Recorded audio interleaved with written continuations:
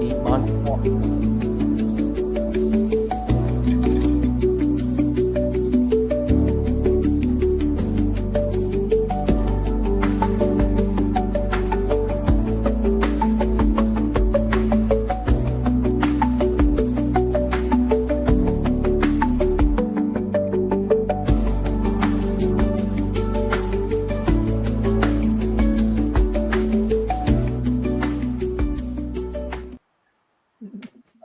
Patrick, as you can tell from the reaction, that was not me that started the show. Honestly, I blame myself. You should. I kept my mouth shut. I knew he was trying to bait somebody into keep talking, and then all of a sudden you No. started. I'm like, you gotcha. So You got it. he doesn't host the show, but by gosh, he will. He will start the show. You know, Whenever the hell I want to. yeah, exactly. So, And I if blame you- myself. I should have known better. If you'd have seen, I looked over to see what the clock said, and I was like, it's 8:30, and I just like not saying a word. I was engaged in conversation with my only friend on here, Virgil. Hello, Virgil. Hello, Patrick. How are you doing? Oh my god. Oh, I'm fine. How are sorry, you but doing? I couldn't help myself. So, everybody, welcome to tonight's episode of the Break Even Sports Talk Show. And yes, Polly, I actually Ed started it this time because if I started it, we wouldn't be live right now, most likely. Probably not. So welcome to the Break Even Sports Show, where we talk about the things that we do not talk about on the Tuesday and Thursday sports show. So that's mostly going to be FCS. We've got some soccer talk. We got international break soccer talk, and we're going to be eyeing a few World Cup qualifying games to talk about because we have possible 2 new debutantes coming in tomorrow's games in the CONCACAF region, and we're looking forward to go over that. We may have some hockey because Nashville and Pittsburgh had the international series over in Scandinavia, where Nashville lost both games. So great for that. Ed may have some F1. We're not sure yet. We'll find out. As always, I am your host, number 13 in fantasy football, but number 1 in your hearts, Virgil, the producer. And I am with, as always, Patrick, Donnie, and Ed. How are you guys doing tonight? Living the dream, baby. Doing great. Fantasy football aside, doing well. Oh, look, Ed's Burner's here. What's up, Jolly?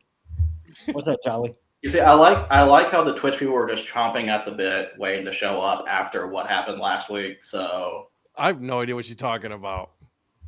They were looking for another train wreck. Yeah. I have no control of this show. You guys already told you guys this is not my show. Yeah, I'm 'cause you just don't here. start it or anything. Well, I mean, listen, it was perfect because you kept talking, and I'm like, here we go. No, And it's you just know, I I'm got that trigger talking. finger when it comes to things like that. So I'm like, yep, there it is. Yeah. it's not his show, but he gets to start it. Yeah, apparently. Like this By the way, morning, this we show is spent, brought we to you spent by the 75 DAG minutes Sports. talking about Clemson. You know what? Listen, Clemson is Clemson. There was not a lot else going on. I mean, MLS is over, the USL is over for Carolina sports. So I think it's a little disgusting when South Carolina State wins and you don't even freaking mention it. Yeah, But what the hell? but the whole thing's about Clemson. It's no, kind I of disgusting. mentioned South Carolina State and Furman. He did. Also, you were the one who instigated the conversation when it comes to Clemson football, and we just had to go there. Well, are you telling me that Patrick is an instigator? I am shocked by this. Right, exactly. I'm Right. shocked. I'm hurt.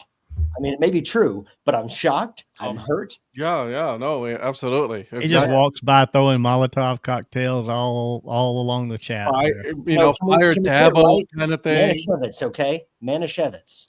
Yeah, He's talking about firing Dabo, and then he's instigating, and Donnie was like, he just took that bait and ran with it. No, what I didn't say is how Dabo paid off the refs this weekend to win. Like that was, I mean, Tell me how you really feel about that, Donnie. The refs didn't have anything to do with it. It was the kickers that didn't make the kicks. I'm sorry, paying If you off say the other so. team's kickers. I'm sorry. I mean, all that cash that you guys have over at Clemson, someone had to pay them. Right, exactly. Yeah. We're going to talk about how Chelsea is going to lose this week. Oh, okay. Big Chupapi. So That's Chupapi's right, already you're on. a He's already on your bad list there because he thinks Chelsea's going to lose, huh? Yeah. All right, Jolly, Karina please stay with Maestro. us. Ed will be back. Please stay with us. Yeah, he went to check on something. He said, Yeah, we'll talk Polly, about that tomorrow. Polly, stay tuned for tomorrow because I have a let's just say I have a poem, maybe even an epic to read of the return of the rise of the ashes of Mason Rudolph. Yeah. Ed Jolly was getting scared about where you were. So No, I'm here, baby. I'm we here. told him I'm here. we told him that you're going to be okay. You know what the problem is? I had to move my light. That's like it was here, so it was casting a shadow. And you know what I'm saying? I can't be doing Well, that. the thing you is, know? yeah, Jolly was. He said he tried to stay awake, and then you came back and he said, "I'm awake." So That's what we do, baby. yeah. So normally we start with soccer talk, but considering the international break, we can't really harp on our teams this week. But I also want to focus on FCS first because this is the last regular week for FCS season. And while we go over some of the games that happened last week, because there's quite a few I do want to talk about, I don't know if you guys looked at the schedule this week. There's going to be a lot of good games to talk about. Mm-hmm. But before we talk about those games, we need to talk about some of the FCS games that happened last week. And we're going to start over in Brookings, South Dakota. "We saw your comment there, Kareem. We'll get to soccer in a little bit." Oh, don't you worry. We will be talking our soccer here in a minute. So the question that I have, we've got a lot of bubble teams kind of going on. The bubble's actually kind of smaller than usual this time, although there is a possibility of a 3-bid Ivy League, which sounds amazing when you think about it. South Dakota State, Bro. at the beginning of the season, was maybe a shoe-in for the playoff. Wolf. Definitely going to be probably in the top 4 seeds, staying around with North Dakota State. After the Indiana State game, they have completely free-fallen. They have lost to South Dakota, and then they have now just lost to Illinois State, shoring up their place in the playoffs. So I guys, don't get it. I was going to flat out ask you, is South Dakota State going to make the playoffs at this point? I still think they are. I just don't know if it's going to be.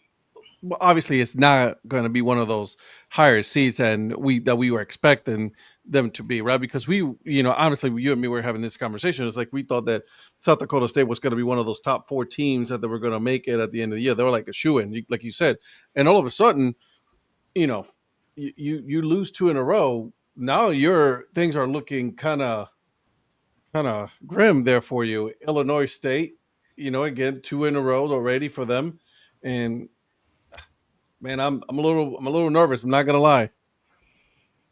I mean, they've only got North Dakota left, so if they win that game, that will help their cause. I don't know if it gets them all the way into the top 16 or not. See, I don't know about 16. I mean, body of work for them. I mean, they play in the Missouri Valley, which is one of the strongest conferences. So the body of work will probably get them in. I don't know. They'll just be a lower seed for sure. Well, let me research who the top 10. Let me see if we can find some projections right now on who the top 16 seeds are right now. Yeah. All I know is Youngstown State, baby. Youngstown State, they has a couple losses. Obviously, they're 7-4 right now, but also part of the Missouri Valley, conference. Right. And they put it together against. They had a nice little win against Indiana State. So, hey, good morning, Terry. Good morning. Man, Terry joined us first thing this morning, and he's catching the nightcap tonight. So, all right, glad to have you, Terry. Yeah, I didn't join you or anything this morning, Donnie. Yeah, we already talked about you this morning being an instigator. Calm down. You kind of had to be here tonight anyway. He didn't. I kind of had to be. Yeah, you're one of the hosts. You're one of the co-hosts, brother. What do you think I'm the host without any controls. Well, see, that you got out of hand, and then we had to take some of those away. Yeah, okay, yeah. Okay. Yeah, I believe that. Get out of hand. I should be wearing see what you're doing. You what? See what See I'm what saying? you're doing? Yeah, What am I Yeah. doing? instigating. I'm here being present. I'm just here so I don't get fined. I'm just here so I won't get fined. Yeah, exactly. See, here's the thing. By the way, going back to this talk, producer, Illinois State scored 28 points right off the rip, and they only scored one more touchdown in the second quarter. They didn't do anything else, so they had their chances. South Dakota State had their chances. It's just they had one really bad quarter, and it's just because Yeah, I mean that's all they needed. that's all they needed. I think Illinois State. Do you think they maybe took their foot off the gas a little bit when they got 28? Yes. I mean, I think they kind of coasted a little bit after that, and then Yeah. I agree with that. That has been a problem with Illinois State in the past. With they will start strong in games like the UNA game. I always go back to. Mhm. They had a very surmountable lead in that, and UNA came back. And so I don't know if it's a matter of just. I can't say it's playing down to their competition because I don't think South Dakota State's really a down. They're not a downer competition now. Played too, but yeah, I'm kind of. I don't know if that's going to be problems later, but yeah, they have a really good offense. The quarterback Rittenhouse is probably one of the better quarterbacks in the FCS. So yeah, I'm not surprised by the score. Yeah. At all. Like I said, I think I picked them to win that game, but I guess you had Illinois State. Yeah, I was kind of expecting, a little bit more fight out South Dakota State before the end of the game because it looked like they went into panic mode really at the end of that one. I'm a little nervous for them. Terry, we'll have football after FCS considering it's the last full week of FCS games to go over real quick. So, because God Almighty, where I'm excited for some FCS football playoff. So it's the top 16 that make the playoff? No, the top 16 are seeded. So you have 16 national seeds, and then top 8 of those get a bye, and then you have 8 other at-larges. So right now, and this is 8 conference champions. So the 8 conference champions and then 8 at large. Yes. Okay. So here are the current. Let me see. This is the right one. Okay, yeah. Here's the current top 8 seeds, and this is off of an FCS bracketology site that I kind of, to take your grain of salt with it, but they've been pretty accurate before. So number 1 is North Dakota State. Number 2 is Montana. Number 3 is Montana State. Number 4 is Lehigh. 5 is Tarleton State. 6, Tennessee Tech. 7, Rhode Island. 8, Mercer. Strong. So those are your buys. I was going to say, so the coaches poll has Mercer at 6. I mean, the coaches poll is so much of a better poll, really, if you think about it. Well, and then so you were right. So they seem to be aligned up through 5. So North Dakota State, Montana State, Lehigh, Tarleton State, and then the coaches poll has Mercer at 6, Villanova at 7, and Tennessee Tech at 8. So Villanova, while the better team, I think Rhode Island has the advantage to win the conference over them. Okay. Yep. Yeah, I wasn't looking at the 8 Yep. national seeds, but I'm going off the top 8 in the coaches poll. So the other side of that, hold on. This was the wrong time for my screen to freeze. Great. There we go. Cool. So the other 16 seeds, number 9 is Monmouth, number 10, Villanova, number 11, Illinois State, 12, Harvard, 13, the Cowards, 14, South Dakota, 15, Abilene Christian, and 16, Stephen F. Austin. Who are the Cowards? You know who the Cowards are. I refuse to say their name. UC Dunces? You know what I'm saying? If Mercer wins that game, they're not an 8 seed. They're probably a 6 or a 5. And UC. I was just going to say they go a lot higher than that. So see, this is where that game kind of comes in because UC Davis is sitting on the seed line, and maybe if they lose that game, they wouldn't be. Yeah, and it shows South Dakota State, opening with Stephen F. Austin. So I mean, they're going to get in. It's just they got a longer road to hoe. That's what they definitely will have. They'll be traveling to every playoff game. Well, and they'll also, at least according to the way it is now, if I'm looking at something off this is the exact same thing you're looking at, Virgil, collegesportsmadness.com, FCS bracketology. Yeah. I mean, even if they win that game, then they've got North Dakota State as the number 1 seed. So, let's see how far they go. at this point. They'll be traveling, whatever Yeah. it is. At this Yeah. point, they're not going to have any home games. So that's the one Yeah. disadvantage that they have, is that because of the way that they've lost the last 2 games, they just gave up their home field advantage at that Right. point. So is there no way back for West Georgia to get one of the 8 at-large bids? Hate to break it to you, I don't think so. Here are your current bubble teams. Here are your current teams that are listed as your unseeded. So, as Donnie mentioned, South Dakota State, and then we would have Central Connecticut, who would play against Monmouth. We would have Northern Arizona, who would play Hartford. North Dakota would play the Cowards. Drake would play South Dakota. Lamar would play Illinois State. I'm circling this game if it happens. Villanova plays Youngstown State. And at Wayne Christian at Southeastern Louisiana. How can Ooh, I just got excited. see now? This is where I have a problem. Like, how can South Dakota State be 7-4 and still have a chance at the playoffs when West Georgia are 8-3? Strength of schedule. Strength of schedule. That's where it goes back to the strength of schedule. Boo! West Georgia played a hard schedule. West Georgia hasn't played anything. Boo! Yes, they have. And they're done. Yeah, They can't even do anything else this week to Boo! sway anything. They just got to Boo! hope You're a somebody Clemson claps. fan. I don't want to hear from you. Boo! He doesn't want to hear it. He does I know. not want to hear it. I don't want to hear from a 5-5 team. I'm sorry. I'm watching Raw right now, and Cam Scattaboo is face to face with Dominic Mysterio. I just wanted to pass that along, Patrick. Wait a minute. Cam Scattaboo's on Raw. Cam Scattaboo is on Raw right now. And Let's go. He has pushed JD McDonough. Okay, I'm officially invested in this, so I'm going to leave for the evening. I will talk to you guys later. Yeah. So, Also, Cam Scattaboo injured and hit like a Death Valley driver. well, I said just his ankle. His head's okay.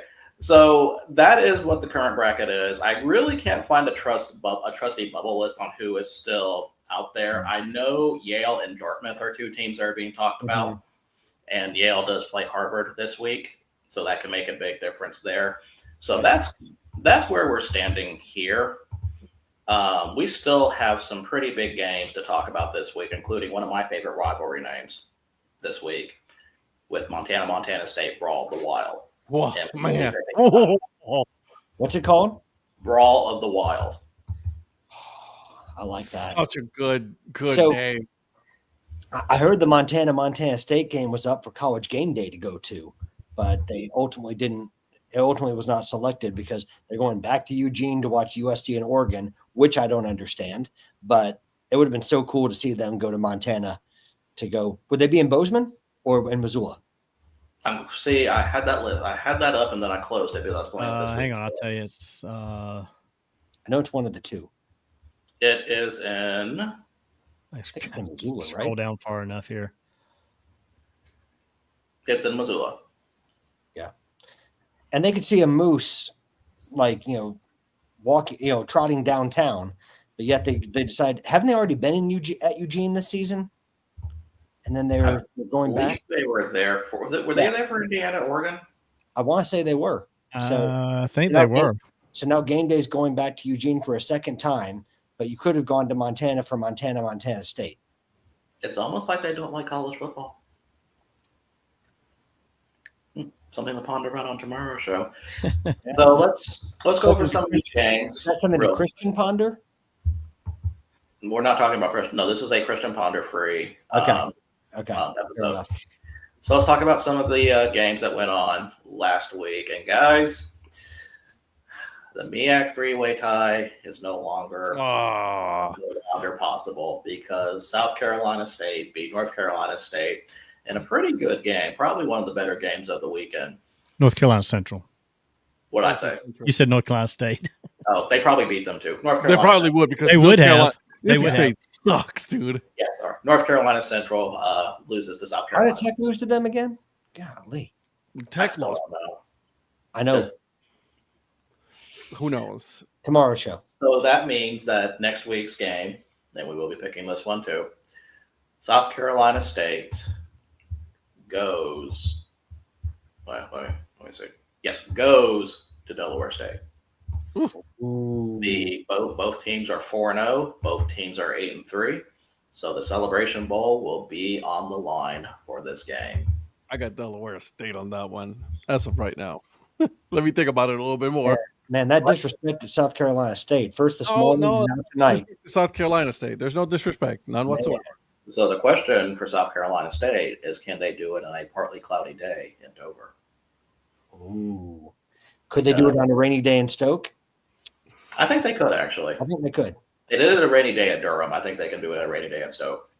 Yeah. What do you think, Donnie? Could they do it on a rainy day in Stoke? You're from I think South they can do it anytime, anywhere, any place, any day. About time you throw some respect their way. I dig it. Thank you. Throw respect South Carolina State's way. What? I Yeah. love South Carolina State. If you say Okay. so. I got friends and family that have gone there. Man, finally some respect. It only took you, I won't even get into it. Where is South Carolina State in respect to you? It's in Orangeburg. From my house, I could be at the campus in less than an hour. That's not bad.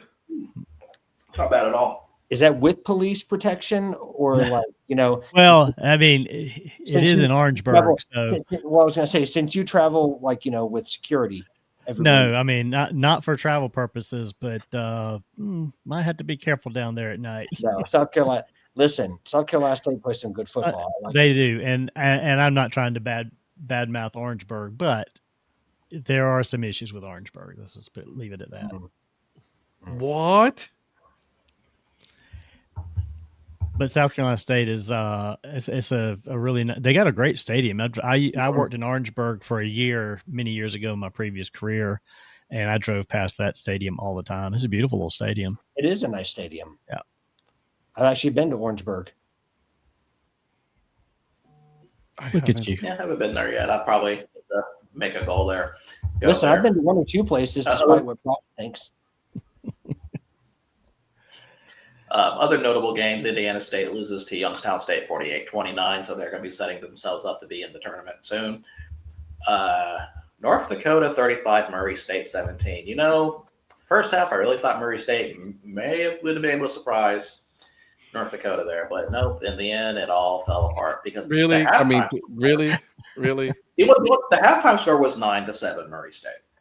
The fact I'm not that gonna lie. North I Dakota- was a little nervous when I did see that score. I'm like, oh, I don't know. This is Listen, I'm grateful to Murray State. They're the only reason that my Georgia State Panthers have a win this season. So, shout out to Murray State.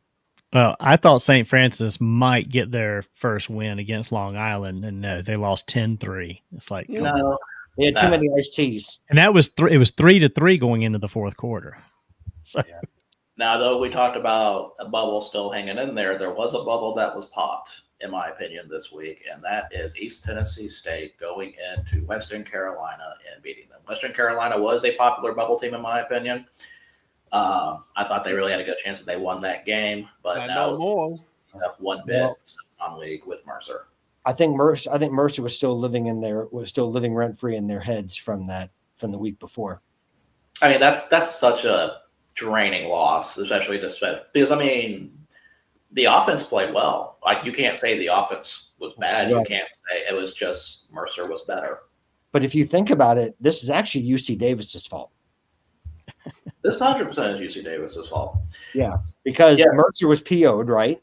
That they Yes. didn't get to play because of the cowards, and they took it out on Western Carolina.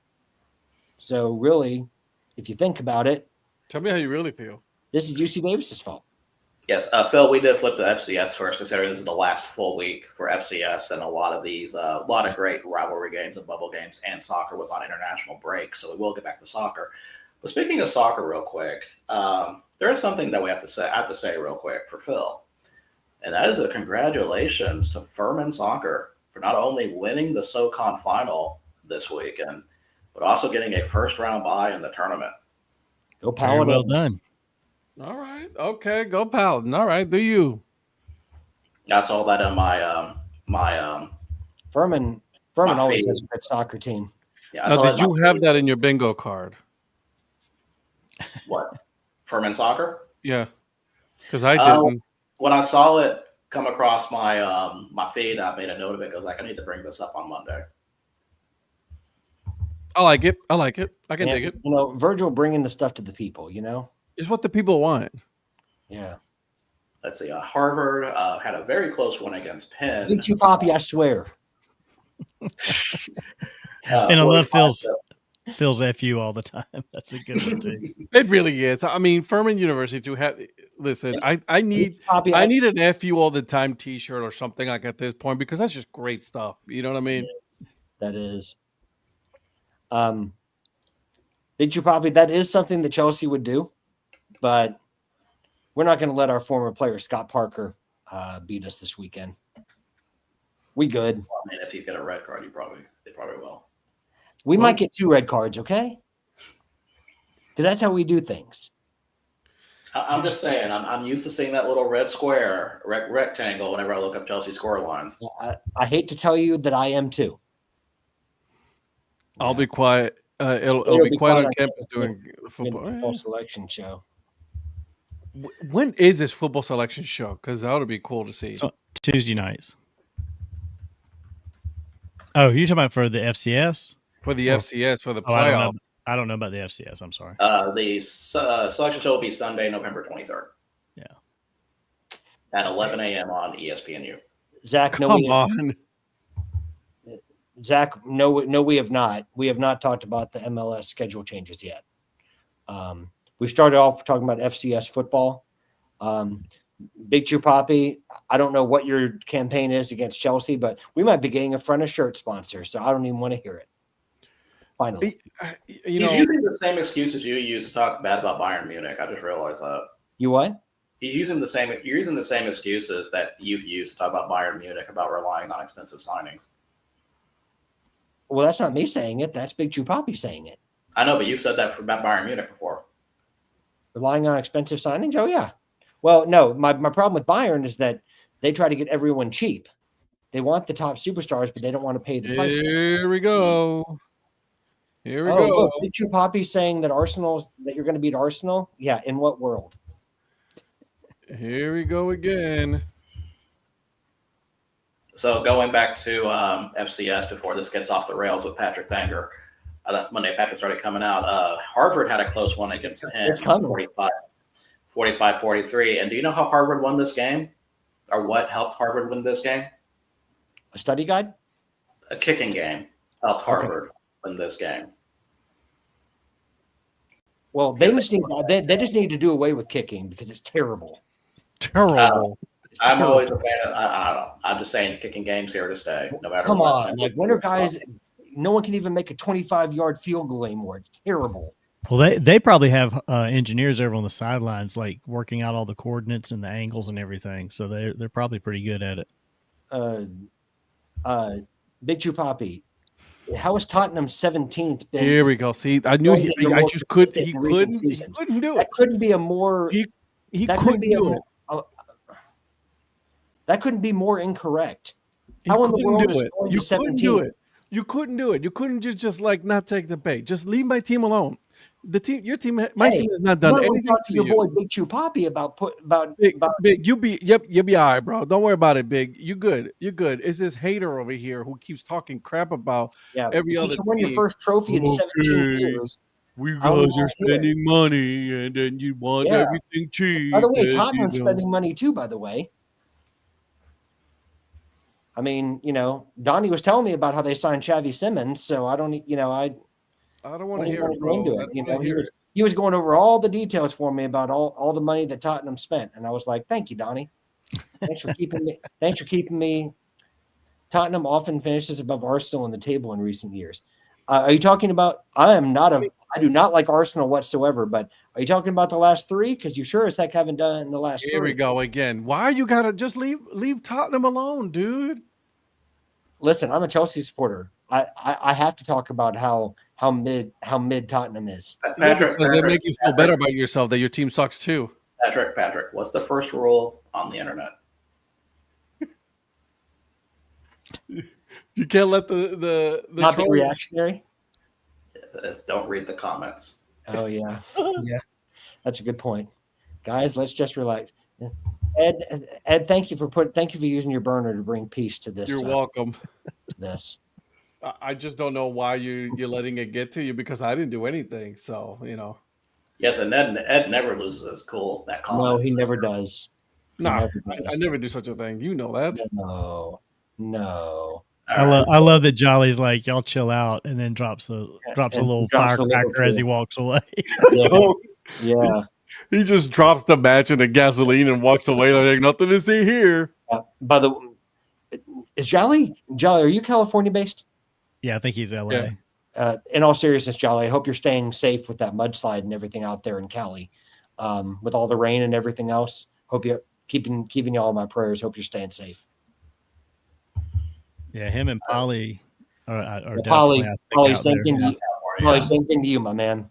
In all seriousness, just stay In all safe. seriousness, but then now that he says the all seriousness, Tottenham still sucks. Hey, you said it, not me. Yep, you said it. We're gonna clip that end of that. Yep. So back to the Forget about the schedule. context. Speaking back of, I'm to the- looking at Tottenham hats right about now. I'm fine. I still get home. Well, good. That's Good. good. That's good. Well, Polly, keep staying safe, my man. So back to the scheduled comment, the schedule that I had before that got off railed again. I know, off track. I Did don't know you how that guys? happened. I don't know. Did you guys see the 5 overtime game between Southern Illinois and South Dakota? That I did not know. I saw the score thanks to Donnie. So I did not keep track of this one as much because I was still, I think I was still watching Oklahoma State, Kansas State, which we'll talk about that tomorrow. Go Popes. South Dakota pulls it out against Southern Illinois, 53-51. Southern Illinois sitting 6-5. They may not be in the playoffs. I'm not sure what their situation is right now. The First, Salukis. still like that name. Probably one of the better That's a names. great name. It really is one of the better names. You're right. For Phil, Furman beat VMI 32-14. Pretty good win for them. So we have three. So we have 3 undefeated teams in the FCS currently. North Dakota State is one of them. North Dakota State is one. I think it's one of the Montanas. Nope. Mm-mm. Trying to do it without looking it up. One I've already talked about in the Ivy League, Harvard. Harvard. Yeah, it's Harvard. That's right. Yeah. And then the last one is the one we're going to talk about this week too, because not only they're 11-0, they have a big rivalry game coming up this week, and that is Lehigh. Lehigh's been one of the teams we haven't really talked about much. Dude, they've been flying under the radar. They literally have. Yeah, Wait. where's Lehigh based? Like what conference? No, like state. Pennsylvania. Are they in Pennsylvania? Are they They're in in Pennsylvania. Are they Yeah, I in think they're Pennsylvania? Pennsylvania. Don't ask me. I have no idea where Lehigh is at. Montana is undefeated, by the way. They're 11-0. Tennessee I Tech, thought Montana lost. What, son? yeah, Tennessee Tech was before this weekend after the Kentucky game. Because they're ranked number 2 at 11-0, and Montana State's ranked 3rd at That's what I 9-2. thought. I told you, Yeah. Montana. Maybe I got confused with Montana State, so sorry about that. Sorry for our fans in Montana that are listening, which is basically Mr. Stoops. And me. Yeah, are you from Montana? I didn't know you were But from I'm Montana. a fan. I'm a fan. Okay. I'm Yeah, a fan yeah. of FSTS overall. Did you move to get back into the snow, or what did you do? Are you out of your fucking mind? There's no I- way in hell I'm going back to the snow. Not a chance in I'm hell. gonna need for you to calm down. I was just asking. I'm calm as a cucumber, brother. I like that Phil says Furman used VMI as a Tune-up game. tune-up game for the Military Appreciation Day against Clemson. Damn. Oh, we will talk about that because, like I said, there's another FBS versus FCS game that I want to have a discussion about. If you Yeah, looked I at, think we're going to be the ones wearing the purple uniforms, by the way. why would you do that? That's Why would you take that away from them? cultural appropriation. Why would you do that? Because we always wear purple in Military Appreciation. Then why schedule a purple team? That's their problem. That's your Virgil, that's Clemson's yeah. problem. Virgil, have you heard of the term superiority complex? Hmm. Hey, I don't know. teams wear Apple white. definitely has that for sure. Oh, we agree on that. So a team that does not have a superiority complex, Campbell lost 31-24. Yeesh. Rough year for the Camels. Hopefully they will be able to bounce back next year. UT Martin beat Charleston's other 17-14. And just like you, Patrick, with Georgia State having their lone win against an FCS school, so does Oklahoma State against UT Martin. That's their only win this year. So thank you, UT Martin, for playing. Yes, that. and I know. Listen, I know this is the show where we talk about major conference teams, but Georgia State does not play like a major conference team. They lost to Marshall. Mm-mm. We are Marshall. Well, whoever is Marshall was stomped all over Georgia State. That's for sure. Sorry, I have to go get my Campbell hat. Donnie, what do Imitation you is the think? sincerest form of flattery. I like that. I love that. I like that, Phil. I like that a lot, yeah. Austin P beat Sanford 30-16. Hey, what I've been telling you about Austin P. Keep an eye on them. Well, I think they've got a pretty big matchup coming up next week. They do. If they are still going to be a chance to get into the playoff, they're probably going to have to win that game. Are they on 3 losses, Austin P? 7 They and 4. are on 4 losses. 4 losses. Okay. Yeah. Okay.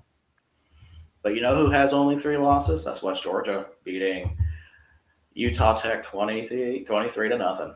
I mean, I wish that was a little bit more of an impressive win, considering Utah Tech is so terrible this year. But guys, let's talk about this game because only one person picked it right, and I was confident this was not going to happen. Presbyterian walks into St. Thomas of Minnesota, the Tommies, and beats the crap out of them.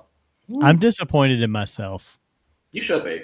because I thought that was going to be a rough road game for them, and boy, was I wrong. Yeah, I shouldn't have tuned in because I originally picked Presbyterian in my write-in picks to Virgil, but then I switched my pick to St. Thomas when I was on the show, and I was like, should have stuck with that original pick. Well, see, I was trying to go with my first instinct, and my first instinct was that this is going to be a tough road game. Give me St. Thomas, and I let Presbyterian down. I mean, they still won.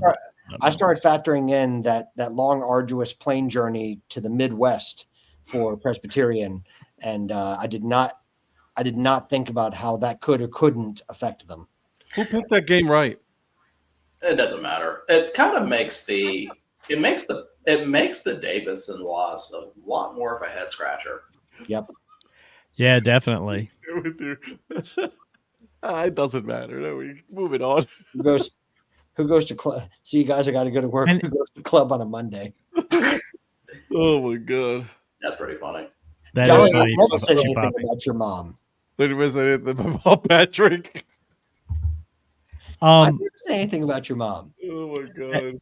I mean, the Davidson loss.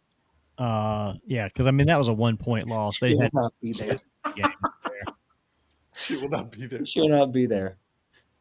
Oh, I love this show. Oh man! But that's a good road win for Presbyterian, by the way. Yeah. No, I completely agree. That one surprised me a lot. Does that put them back in any hunt for the playoffs or anything like that? I don't know if they're a bubble team or not. It looks like Drake pretty much has that spot shored up. The rapper? No, the school. See, that's a shame because that 1-point loss is probably what keeps them out. Right. Oh, after a great season. Oh, I'm sure there is a clip of me out there doing that. I remember when you brought that up, Jolly. Yeah. Virgil, did you get to watch any of this? And I didn't. So, Jackson State Bethune-Cookman. No, SWAC games are not on ESPN Plus. Got it. So I wasn't able to watch that one. Is that one where you had to have a standalone subscription to watch it? I think it's either Flow Sports or something. It's like I didn't want to deal with that. I'm not about to spend my money on Flow Sports. I'm not gonna lie, guys. It ain't happening. It's not that big of a deal for me. I've already spent enough already as it is on so many other channels and TV packages that I don't need it. Donnie, you have it, right? I do. I got it for the Checkers games because Rhonda and I like to watch the Checkers games even here. Donnie has every sports package you can possibly have. No, I don't have everyone, but close. No, he does. He does because when I was doing Gottlieb Watch on Thursday for the Green Bay St. Thomas game, it required a login to the Summit Network Sports or Summit Conference Network Sports thing, and I didn't have that. I texted Donnie because I can't believe this exists, and he says, "Oh yeah, here's my login for it." And it's like I can't use it, but thank you for offering. You should have. I'm the I kind of would've. guy who's like, "Oh, you're giving it to me for freely? I'm Yeah, on I a would've. budget." I would have. Yeah, Listen, I would have been. you offered it. That's Listen, the thing, though. listen, I would have known what it was like to be rich for a day. The other problem is that I didn't have it. I don't have the app on the Fire TV. Oh, see, that's different. That would have had to connect. But through there. but if he's offering, you take it and you run with it because he offered. Remember that. Listen, Donnie has a screen so big I didn't even realize they sold them that size. So I've been trying to get the wife to let me buy a 75 or 80-inch TV. is yours 150 inch, Donnie? Is that what yours is? No, it's not. But I'm not going to say now that Ed said what he said. So It's 95. no. No, I was gonna say it's bigger than 80 Lower. though. Lower 75. Yeah. I think I got a. Do you have a think 70, I 77? think it's Yeah, 85. I really want one of those. My big- friend Phil, the lake house that we went to for the Clemson LSU game beginning of the season, Yeah. he's got a 98 inch, Oh, that's beautiful. and that's not even in the house. That's on the screen porch, looking over the lake. You're talking about yeah. You're not being the alligator. Yeah. Not Which one? my lake house, No, Jolly. which not my one? Yeah, lake house. exactly. Jolly, I wanted to do the same thing. Which one?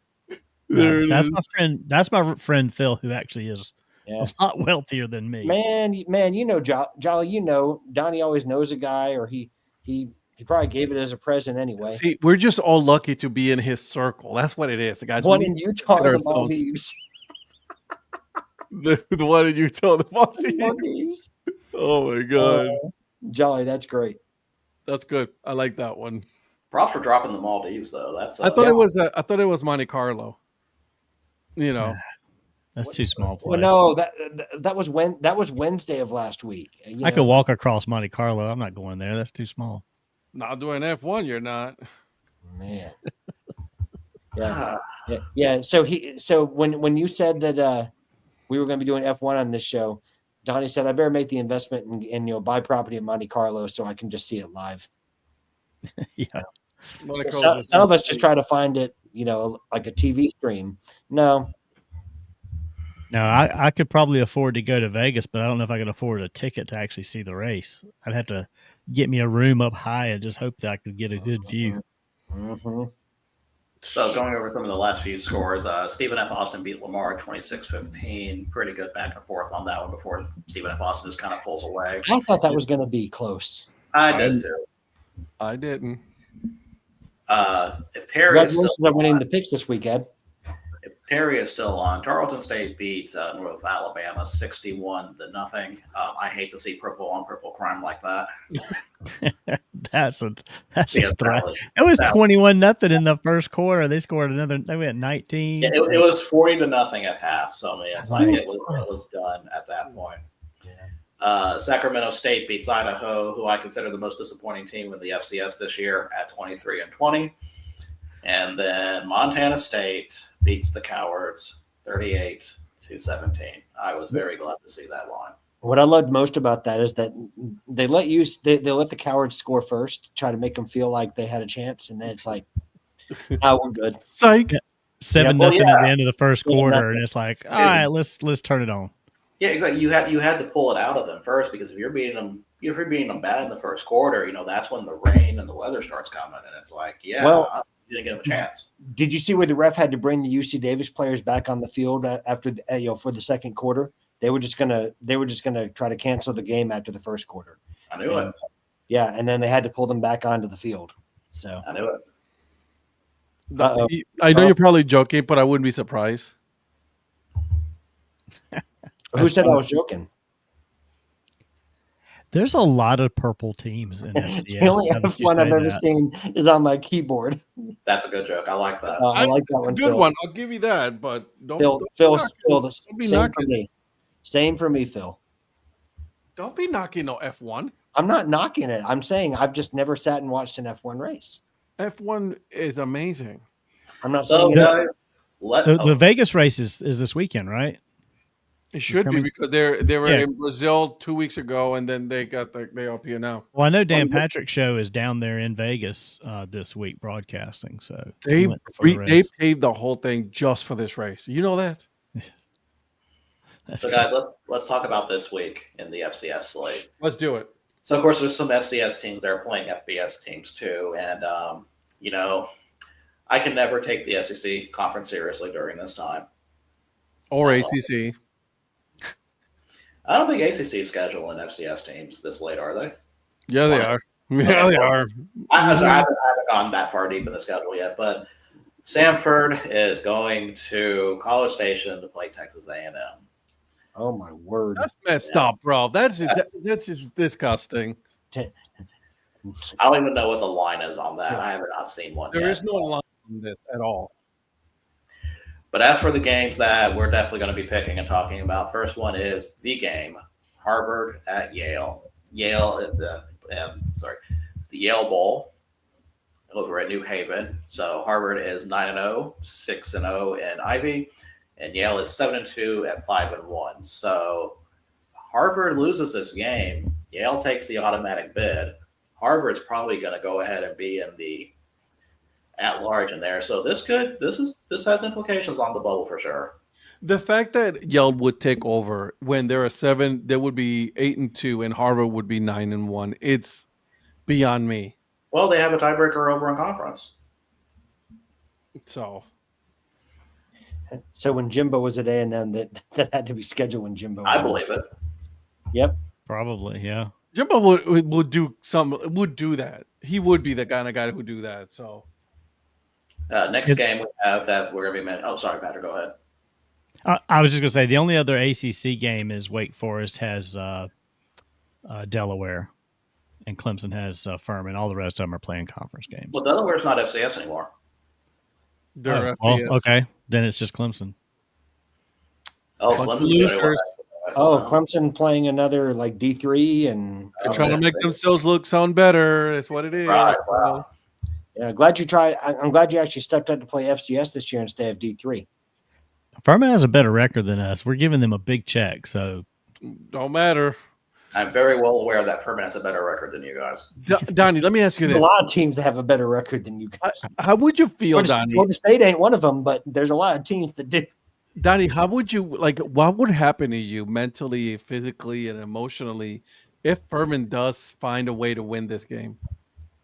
it's not going to do that much to me. I mean, this season's as bad as it is. I wouldn't be surprised actually. Now, if we lose South Carolina, I'll lose my mind. But Jolly, is there such a thing as a negative percentage? Yeah, there's slim to none, like Yeah, 0. So, there's, Phil, there's none to none. in the past, that has been true. But this year, it's different. This year, for the first time, they are going to be playing in the playoffs. It's about time. I love that. So who are you rooting for in this game, guys? Yale or Harvard? Harvard. I like Harvard. Yale just for the chaos.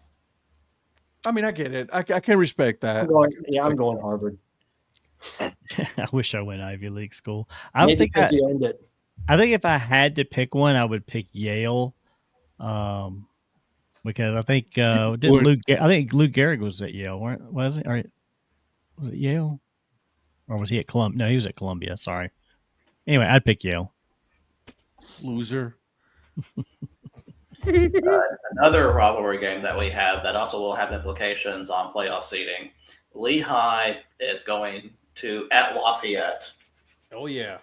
Both are 6-0 in the Patriots. Lehigh scores 11-0. Lafayette is 8-3. Lafayette's probably game. Lafayette's probably the only team that I think can probably beat them. When I looked at their schedule earlier, that I thought really had a good shot. So,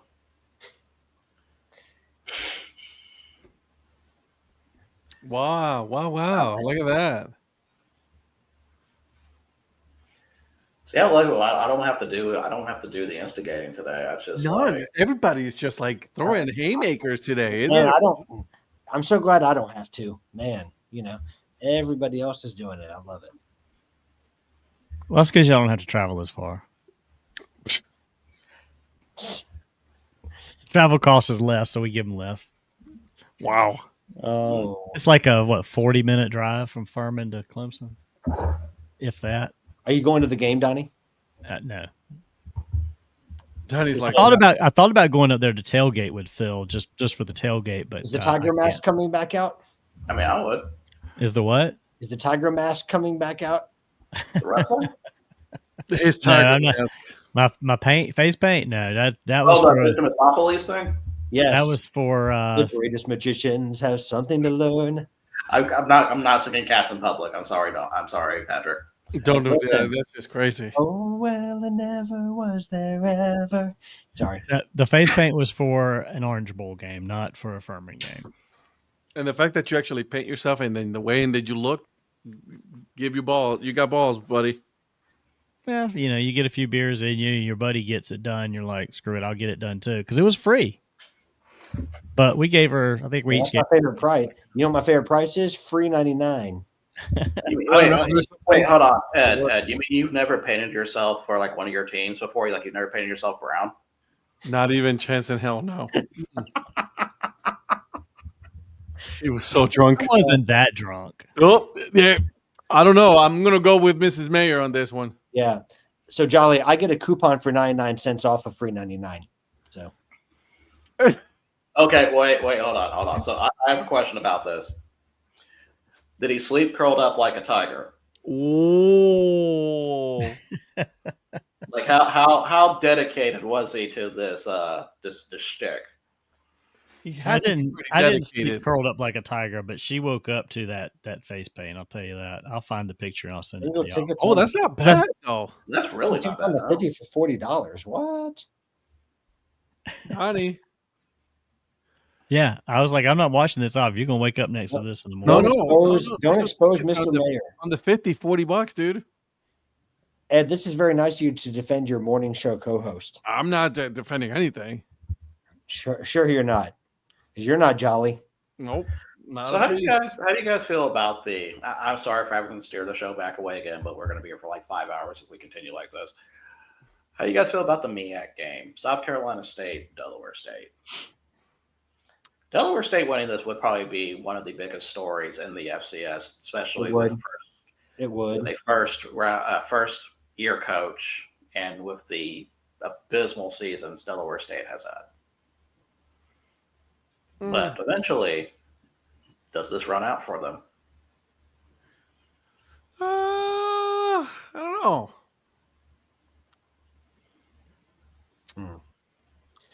Delaware State's where Deshaun Jackson is, right? Yes. Correct. Yeah. I'm excited for that for Deshaun Jackson. He's doing really good, man. I'm super surprised.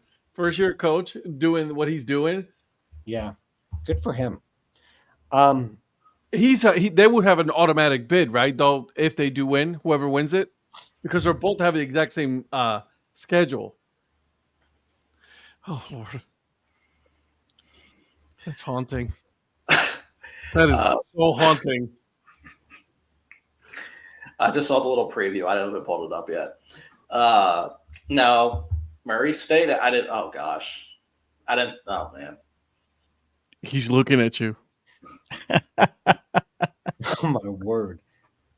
That's what I look like the I next can't morning. unsee that. Actually, I think that was the night before. I was like, this is what it's gonna look like in the morning. And it did. That shit took a while to come off. I bet it did, dude. Yeah. By the way, this almost made me die. He wanted me to wake up next to that the next morning. I'm starring that comment. Oh God. That's a good one. Out of here. I you know what? I have mad respect for you for doing that. So good for you, buddy. Absolutely. So Murray State has one last shot to win a game. Yeah, I sent you the one that I sent you guys the other day too. Yeah, That was me and my see, friends. Yeah. So you can see the before too. They do have a chance here. They do have a chance. Do you think they have a chance here? Yeah, they do. I just don't know if they're going to take advantage of it. Rawr. Listen, I'm just saying it's a tall task for them to win on senior day at Terre Haute. Yep. Again, listen, I'm not saying it's going to get done. I'm just saying they have a good shot. For those who are wondering, Murray State's traveling to Indiana State. Indiana State is 3-8, only 1-6 in Missouri Valley, and that one is South Dakota State for some reason. So I'm definitely keeping an eye on that one. No, for sure. Presbyterian. You do realize that Murray State's 0-11, right? Who was that to? Ed. Me? Yeah. No, I'm not saying. Listen, they actually kept up for a little bit against North Dakota State. So, like, I mean, you got to give them a little bit of a respect on that one. And Indiana State, they're 3-8. So what I'm saying is they have a shot. I'm not saying that they're going to take full advantage of it. I'm just saying they have a shot at actually, coming ahead. And if they do win, it'll be like by like 1 or 2 points. It's not going to be like a going away big. I think they really do have a shot to get a win here. Such disrespect to Larry Bird University. I can't even believe it. Well, Larry Bird ain't playing football, so Yeah, Larry Bird. Yeah, Good point.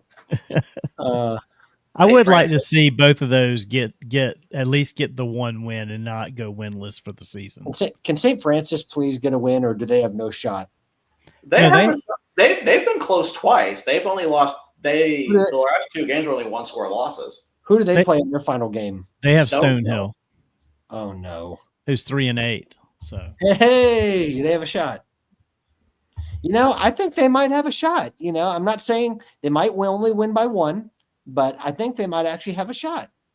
yeah, I mean, Stonehill's 3 wins are against Maine, Long Island, and Mercyhurst. Hey, Ed. I don't know what you're talking about. So next game we have talk about, of course, Eastern Illinois travels to Alabama because why? Because But it's guys, Alabama. Buckle up. Mercer is traveling to Jordan Hare to take on Auburn. Bro, They're not going to win. they're not going to. But you know how much fun that would be That for would us to be be talking about this? if they have a lead. If they have like a 10-0 lead, I will make sure everybody knows. Listen, stranger things have happened. Stranger things have happened. I remember App State going to Michigan. I was getting ready to say App State, and you said it Listen. first. Georgia State beat Tennessee. Anything can happen. Yep. Donnie, I'm disappointed in you as a Clemson fan that you would not bring up the Citadel beating South Carolina. Yeah, well, that's not that big a deal. Because It is it's South Carolina. I know that, but just a way to rub in the fact that South Carolina lost to the Citadel 1 year. I think they lost to him 2 years. I think they were I was relatively trying to give close. them the benefit. I was trying to give them the benefit of the doubt here.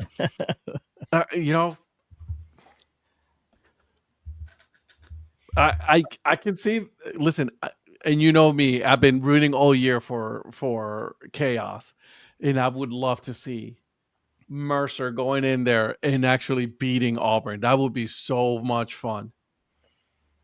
And let's not act like Auburn is this just good team. They're 4-6. Yeah, I mean they fired Hugh Freeze, so And they got Iron Bowl next week. yeah. Right. So don't you think it would be fun if we got to the end of the season and they were all of the winless teams, and then they kind of play a tournament to see who can get a win, and then How legit would that be? that would be so fun. Can you imagine Lincoln playing St. Francis? I think San Francisco could probably win that game by 20. Touche. So Murray State might even get a win in that one. Well, let's not be too hasty. Let's relax now. Calm down now. So, Montana State, we've already talked about, so we don't really need to go over that one again. Yeah. South Dakota State at North Dakota. I feel like the loser of this gets knocked out of the playoffs. Yeah. And honestly, after the way both teams have been playing, North Dakota looks like the better team. Yeah. You're probably going to include this in our pick'ems. Absolutely. Where's the game being played? North Dakota. North Dakota. Okay. Man, dude, That's one game that I really want to see. On Yeah, I ESPN may. Plus. I have to see what time the Oklahoma State Central Florida game is, but if it's not around 1 o'clock, I'm probably going to watch Why that one. would you watch that?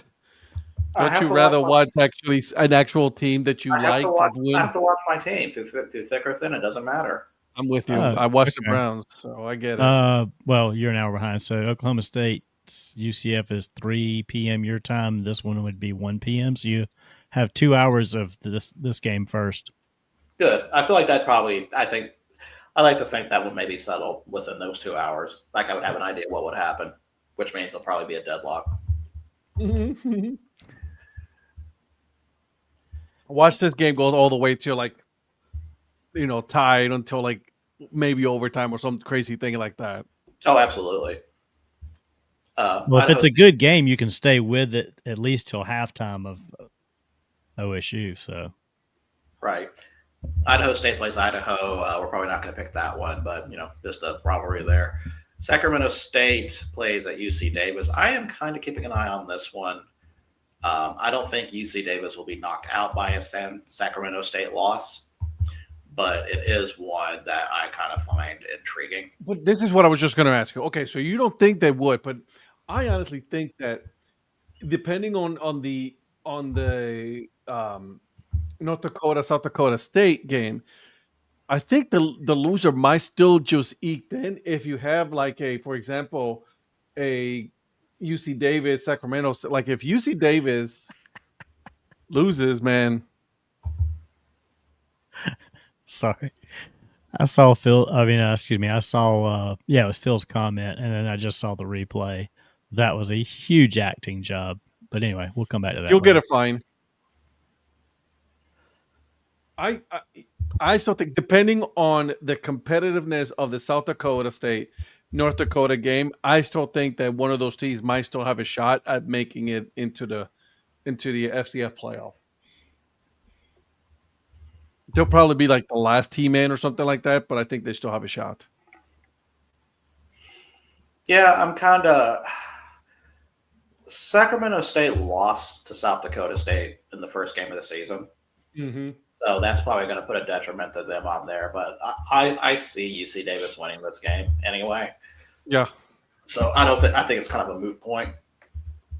And then the big one that we're going to be talking about, and so big that it's not even on ESPN Plus. This is on the CW network. Furman plays Clemson.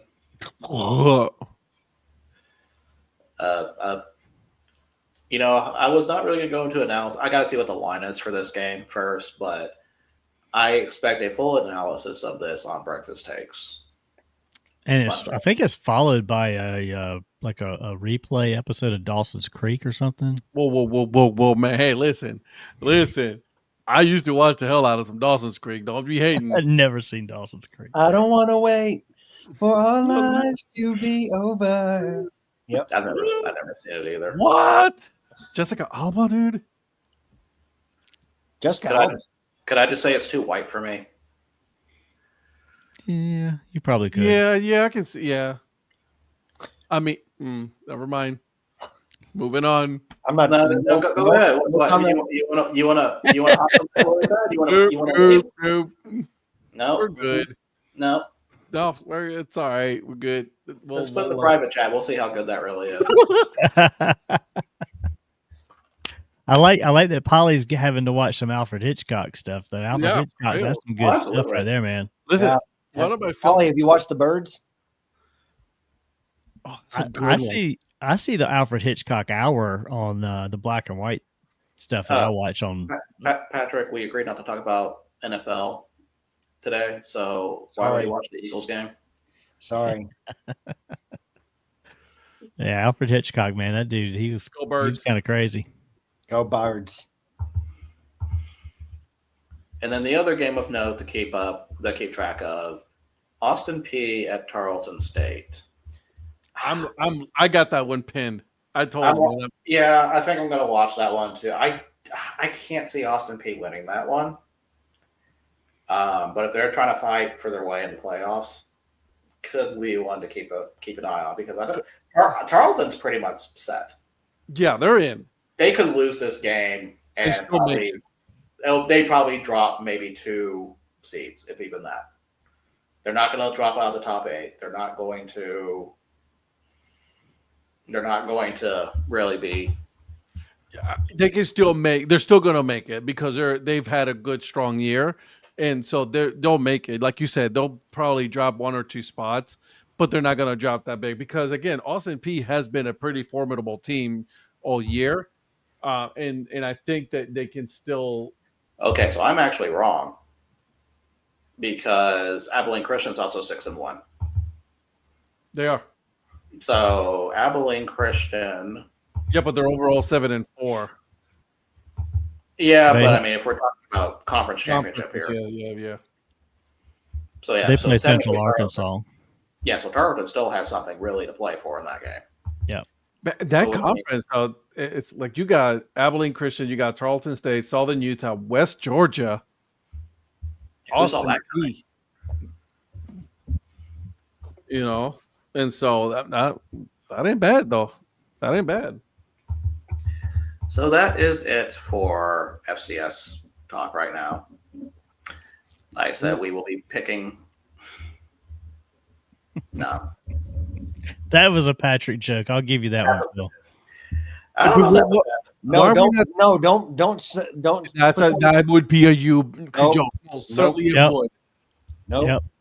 2 out of the 4 so far agree that it is a you joke right there. That's how you know he's a long time chatter. He's pulling out the Patrick jokes. He is. If Virgil doesn't even want to comment, but he's right. We're right. not touching that one. No, I wouldn't touch it either. So sorry, Patrick, you're out. Hey, by the way, why aren't we talking about Townsend and Campbell? I'm kidding. Do you want to give analysis on that game? No, I don't because they both suck. Well, Beeston has decided. Oh, See, 100% a Patrick joke. Sorry, buddy. all right, Phil. See you later.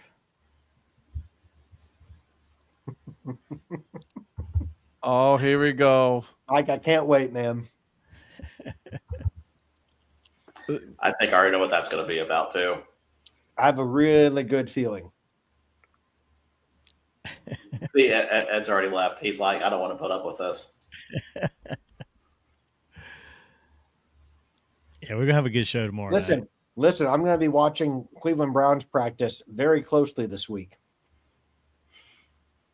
Didn't they say that they were already going to start him if Gabriel doesn't pass concussion test? I Still mean, watching Browns practice.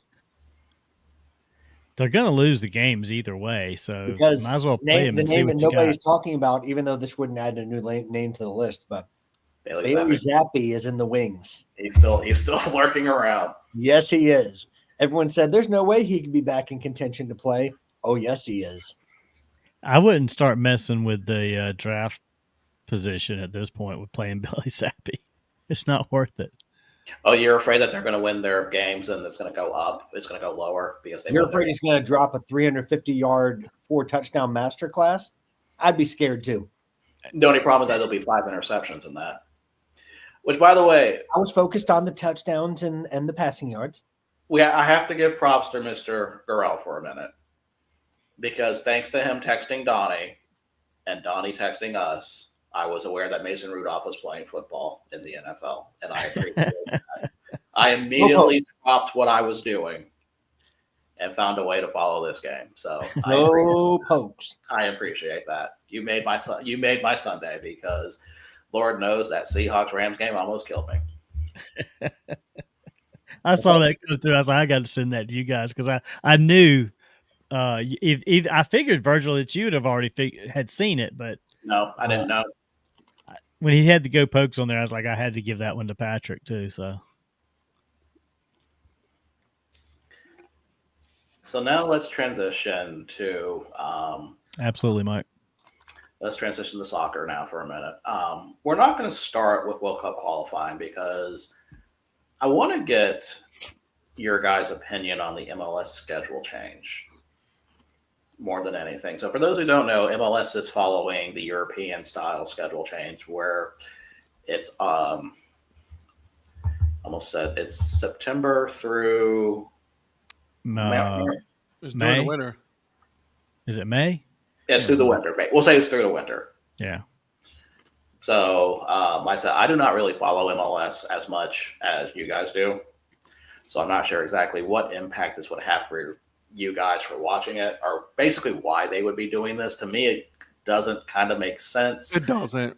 If they're emulating Europe to appease the European snob, the Euro snobs, or anything like that, I don't think it's going to make a difference.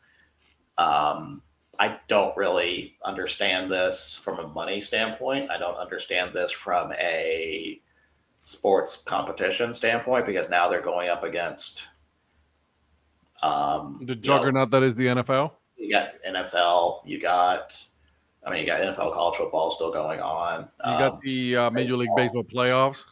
Yeah, so not entirely too sure how that's going to work. Because imagine even logistics on having all of those play at the same time. So, what do you guys think of that? See,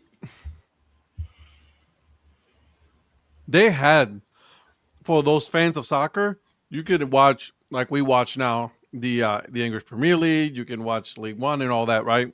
Liga A, La Liga, and then if you still wanted to get more of your soccer fix, you have MLS, right? And now you don't. They had their own thing when nobody else was doing it, and now they're just going to be another for the fan that just watches like MLS. They're not going to watch the other stuff as much anymore. Here's the thing, and this is something I don't know if you guys have thought about, is USL is going to be put in the professional league. Now you just left the USL all by the lumps themselves to have their own league and have doing that prime spot right now. Because you had, like you said, you had MLS and they had their own time frame. People would watch MLS, and then it would go into the world stage with La Liga and Premier League, all those, and you had fans that would then follow those teams.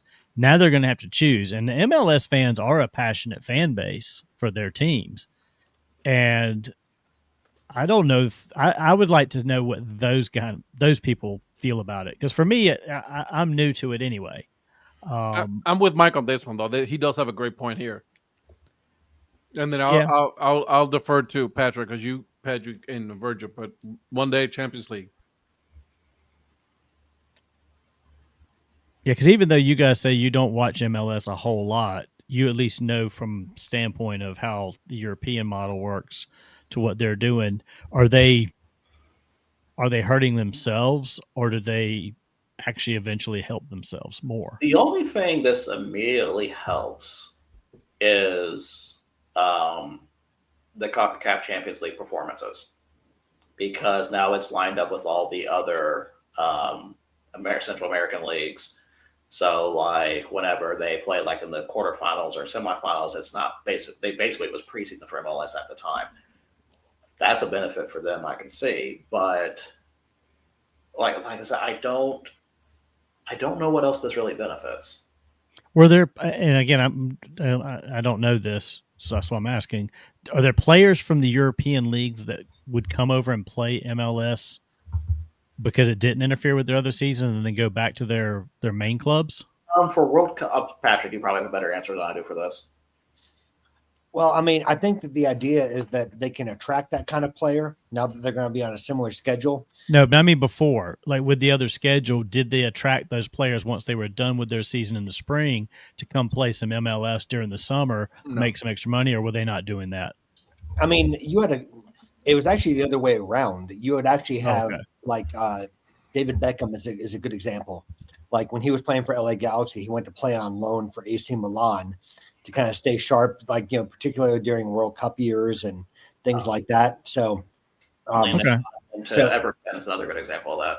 Yeah, So the MLS guys going to the European they go teams play in Europe. more Yes, so than they the go- other way. yeah, they go play in Europe. I mean, MLS has been MLS. I think is moving to this because they've been trying to shed the reputation for years that they're a retirement league. Right. I mean, kind of been, yeah. Well, but you know what I'm saying. I mean, Yeah, I get it because I know like the bigger name players that I know, not following soccer, that I know that played MLS were that they were guys that are like, oh, I know who that guy is, and he's just kind of like he's done in the regular leagues. Yeah, I mean, they were looking for they couldn't get huge paydays in Europe anymore, so they were trying to get one last payday that they knew they could get here, especially if they got a DP slot, a designated player slot. But I think they're trying to do it to try to make themselves a professional league.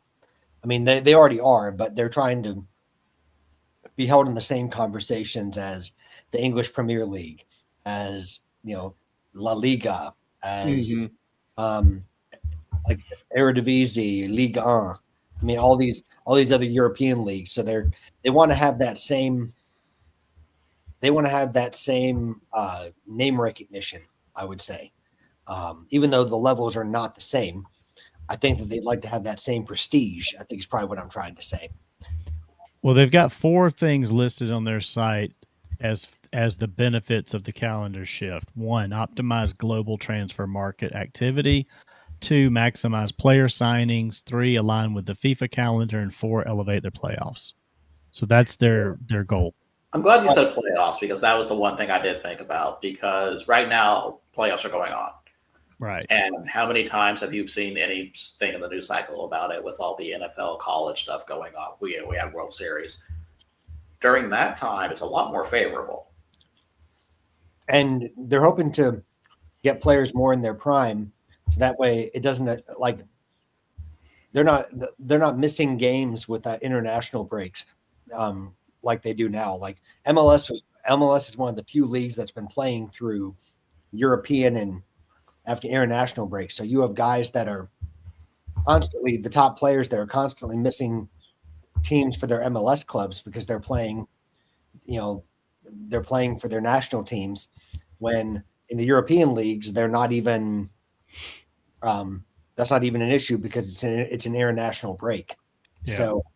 So like you may say that you're a Charlotte fan and you wanted to see, it's not really the case now, but say Wilfried Zaha was going to play for, is he playing for Ivory Coast?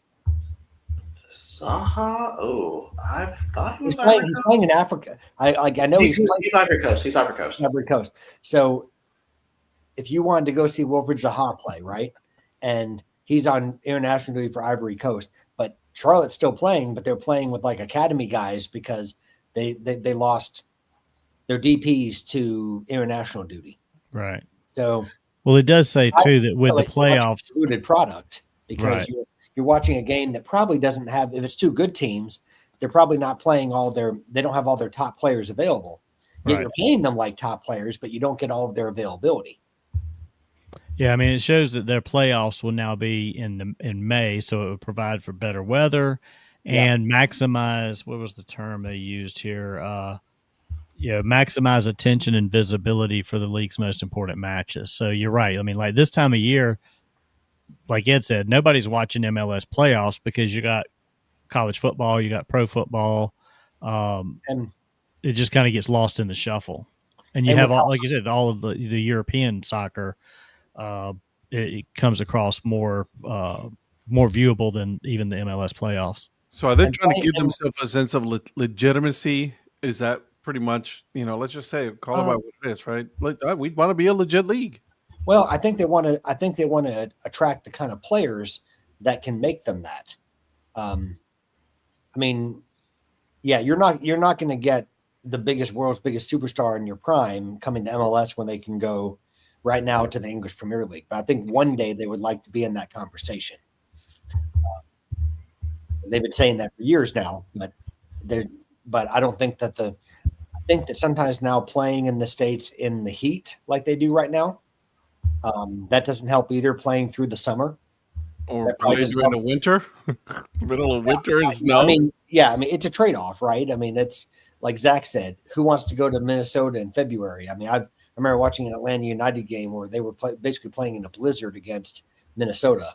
We just saw a championship going into a blizzard. I mean, Yeah. Yeah. Or like Real Salt Lake in January. Yeah, no, I mean, thanks so for no thanks. there's there's pluses and minuses to it, but NBA's dying. I'm It is. intrigued. I'll say this. I'm not going to be too judgmental about it. I'm intrigued about it. I mean, I think it definitely warrants a hey. Let's see how this goes, right? I'm Because also wondering, ahead. there's some MLS owners that now own European clubs too. yep, So I'm wondering if that because of the American investment in European leagues, was there interest from the ownership to do it for that reason as well? I'm I don't excited. know. I don't know that, and that's not something they would publicize. But I'm wondering if that's another outside benefit. Yeah, I wouldn't rule that out. Like I use as an example, Stan Kroenke. Doesn't he own the Colorado Rapids? I think so. So, yeah, about to say, I thought he still. I believe that's correct. Yeah. Yeah. So, and he owns Arsenal. So, yeah, maybe they could do partnerships. I don't know. I mean, It should be interesting. I'm excited. like Arsenal's going to want someone playing the same type of schedule that they are. They're not going to want them playing in Arsenal's close season. They would want to bring them back for preseason training and have them aligned with what all of Arsenal's players are doing.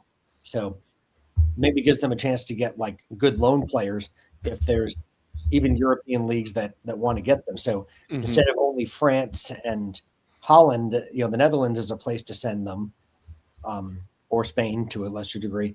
They could maybe send them to the States. Again, pure speculation for me, but I'm just trying to think out loud with some possible reasons why. This had to be years in the making, though, right? For them to finally say, "All right, let's go ahead and move this," right? Because they're also trying to put a tournament. I in don't think between. it is. I don't think this was years in the making. I could see this as being a rash move, honestly. It's it says again, it's what they put out, but the thing I was just looking at, let me go back to it. It said they started this change in 2023. Where was it at?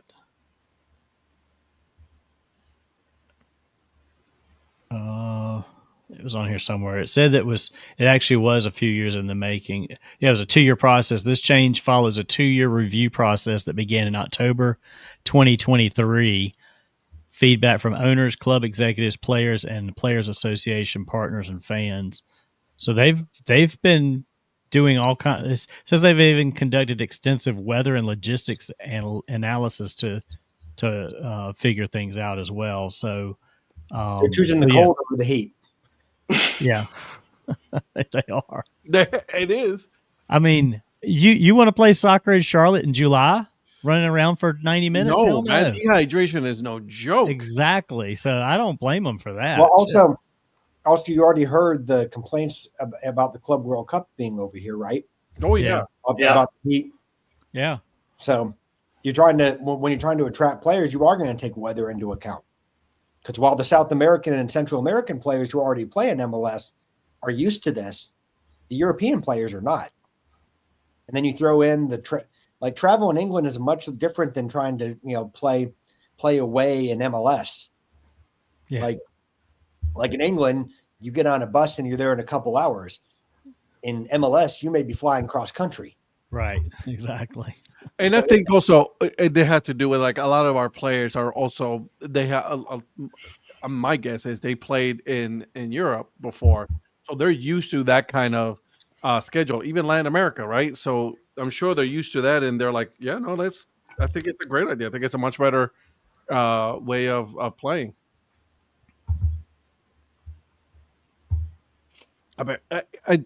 I mean, it's yet to be determined how this is going to play out, right? But what I'm also thinking about is the USL portion of this, right? They obviously they're not thinking about the USL; they don't care, right? But the fact that USL is also coming up with their own league when is it that they're going to be playing now? Like, what time of the year are they going to? Because they haven't announced anything as far as like the professional league. I know North Carolina FC, they're ceasing operations in 2026 to get ready for that. Can we talk about that for a minute? Yeah. Was part of the deal you had to cease operations, or is that their choice? Because I think it's their choice. Okay, I was kind of surprised when we read it. I was kind of with you, thinking, okay, that makes sense. And then when I saw they were ceasing operations, I'm like, okay, why are they doing that? They're also trying to get a new stadium built, so I think they're trying to want to start fresh. I don't know if it's part of the deal. I haven't heard any other team do that. But I think they're the first team to say we're going to put a bid for the championship or whatever they're going to be calling it. Okay, because if that's part of the deal, I think that's going to be a harder sell for a lot of those teams, especially some of the smaller ones where you kind of actually need to play. I think it's a choice. Like we talked about this last week on Breakfast Takes when we first heard the news about it, because it was in North Carolina. And the fact that they're going to have to build a stadium to play in, they have so many other things to do. I think it was just a choice for them to say, look, we're not going to keep running this team while we're trying to do that. Yeah, they don't want to They don't want to put out a watered down product, right? When their focus is somewhere else. They would rather, cut ties, let these guys find somewhere else to play, go figure that stuff out, and we're just going to focus on getting a stadium built and start the process, and basically try to get ahead of the curve on anybody else that hasn't made their decision yet. I mean, I have nothing against it if the fans are okay with that and that works. It surprised me when I saw that. It surprised me. It's yet to be determined if it's going to play out, right? Because we don't know what's going to happen. We don't know.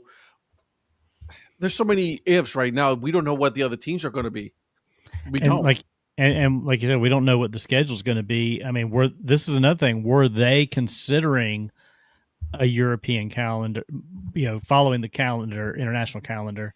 And MLS was trying to kind of beat them to the punch a little bit by making announcing this, and also being like, we're going to switch to this. I mean, I could see USL keeping their lower divisions maybe on the summer schedule, and maybe those feed into this new Division I they're doing that would play an international style calendar possibly. Yep. So I don't know. I mean, it hasn't been announced, so I could be totally just spitballing speculation here, and really I am. But I mean, that makes sense to me as like, okay, they probably got wind. These guys are going to do this. Let's do something too. Well, I was going to say, I don't think that USL is going to play a different format in their top league versus their lower leagues. I mean, I think they're all going to play. They're all moving to one. I think they're all going to be unified in when they play. Oh, okay. I would guess. I mean, I can't imagine that. Well, and that makes sense to stay with. If you're doing a promotion relegation model, you're not going to have the top league play one style schedule and then have your lower leagues playing a different type of schedule. Like look at the Premier League and the English Championship. I mean, you're right. I mean, they play more games in the championship, and they play more times a week in a lot of cases. I mean, it's probably the most grueling league in world football if you really want to do it. I think they play, was it 46 games? There's something rather than 38. So and they play different. Obviously, they don't play the same days as the higher division, but still, like, I mean, that's. Well, they do. I mean, you're right. You're right. Saturday, Sunday, and they will play on the Tuesday. It's just that it happens more often that they have midweek games because they play about 8 more fixtures. Yeah. Season, because there's what? Is it 24 teams in the championship? Yes. Do you play each one twice? Yes. So it's 48, not 46 games. It's 48. 48 games. Yeah, I can finally do math. Anyways, yeah. Remember, my C stands for quality. 24 teams. My C stands for quality. But yeah, it's. I think that if the USL is trying to do their own thing, they're going to be aligned in the model that they play. I think that they're probably going to keep playing with them all that they're already playing with. But Yeah. I mean, they did get the current head of the current president of the Premier League to come over, or is it the Football League or the Premier League that they got Premier. come over here? Yeah, to come over and run the USL. So that's a humongous coup, and that gives them one of you threw out the word legitimacy earlier, and I think that's exactly I guess it was you, Ed. That's exactly what It brings that's legitimacy. exactly what it's bringing. Yeah, it creates legitimacy for USL, which is something they need. For sure. If they're For going to so long, be they were known as the minor league system, right? well, if they're going to be a viable alternative to MLS, they need it, 100%. Yeah. and they can kind of be the anti-MLS in a lot of ways, because not everyone is a fan of the way MLS has been, conducting itself over the last several years. Yeah. Yep. Well, hence he doesn't watch it. Yeah. Well, I mean, I support because I've got like a team locally, and it at least gives me an outlet to go watch football. But Well, we had a team here. But it's got to be interesting for both Charlotte and Atlanta, since they share a stadium with an NFL team. Yep. That's what I was worried about, is what's going to do to that with the changeover. Well, and we're already seeing some of that, like we already see some of that with MLS currently, because I think it's going to make scheduling that much tougher though, because now you're going through the entire NFL season. Yep. Yeah. At the same time, it's just like you start out you've got the way MLS is now. You kind of start out in March or so. mm-hmm. So before you have several months before you get into the NFL season that you can schedule games. When you get into this, you're getting in at the start of foot. Well, you pretty much you would probably just block out Sundays. Unless I guess it's just going to flip the schedule where you're going to have a lot of home games. Because now you're just flipping it. Now that I'm thinking about it, like now for Atlanta, I can't speak for Charlotte, but like Atlanta has a lot of home games toward the beginning of the season. Mm-hmm. Right now because of the Falcons and everything else, and they have them all like clustered together, and then I'll play like 4 straight home games, but then I won't see them play for 2 months. At the same time, though, like, I mean, we're talking about Atlanta and Charlotte, right? But Charlotte doesn't, and Atlanta, they don't play all their home games, back to back to back. So there could be some alternating schedules there. Oh yeah, yeah, there is. It's just now I don't know. In my head, it made a lot more sense what I was saying, but now that I'm thinking about it, it doesn't really make a lot of sense. It just flips when you have the NFL schedule. Right now, like in the new model, it would be at the beginning of the season where you got all the headaches of the first half of the season, whereas right now it's the second half of the season where you have those. Well, and you've only got to really worry about eight weekends, 8 Sundays that you've got to say, okay, there's going to be 8 Sundays that we'll have to work around. Yeah. And the NFL schedule, I mean, I'm sure the NFL schedule comes out way more in advance as their schedule will. So it'll be interesting to see. Yeah. Mike said, how about Gio Reyna finally getting called back up for the American team and balling out 2 days ago? Very glad he got a goal, but man, I feel like he's the most polarizing player on the team. And can I tell you this, and it's not necessarily his fault, but someone who I find even more polarizing than Gio Reyna is Claudio Reyna. Oh, yeah, definitely. I have not been a Claudio Reyna fan since he was a player. That's just me. I disliked him even more as an executive than a player. And this is the point where Ed and Donnie just sit back and enjoy the show. So Claudio Reyna, just so you both know, was a U.S. men's national team player. That's Gio's dad. Yeah. And he was a U.S. men's national. Oh, I figure that part. Yeah, but he was also an executive for Manchester City and New York City FC, and Gotcha. then he left them. He left City Football Group to move over to Austin FC, but he got in a heated row with former U.S. men's national team coach Greg Berhalter over his son not being select about his son's playing time or lack thereof with the national team. And it's like that did not do Gio any favors. No. He didn't deserve to be playing at the time that he wasn't playing. As much as I disagree with Greg Berhalter on many levels, that was not one of them. And I don't agree with you on that. I think he should at least gotten a call up, and that was the problem. He should not have gotten starting minutes. I wouldn't say that, because he was doing. Well, that's what I meant. I meant they shouldn't get starting minutes. Yeah, he should not have gotten starting minutes. But I mean, like, his time at Dortmund, I think deserved a little bit, at least more than what was given. Yeah. No, it was ugly. Yeah. It was ugly, yes. Yeah. But I think my point is Claudio Reyna didn't, in trying to help his son, did the opposite. I think he did. Yeah, did him just. He did his son absolutely no favors as far as I was concerned. And as for Gio, I know he landed at Borussia Mönchengladbach. So I What know was that one again? What? What was that club again? Borussia Mönchengladbach. I love it. I love that one. Thank you. Yeah, I used to follow them because they had Fabian Johnson, and I know they have another American. I think Joe Scally, I think, is still there, the defenseman. Not Terry Boyd, right? No, not Boyd. I'm not going to go on the Boyd tangent here.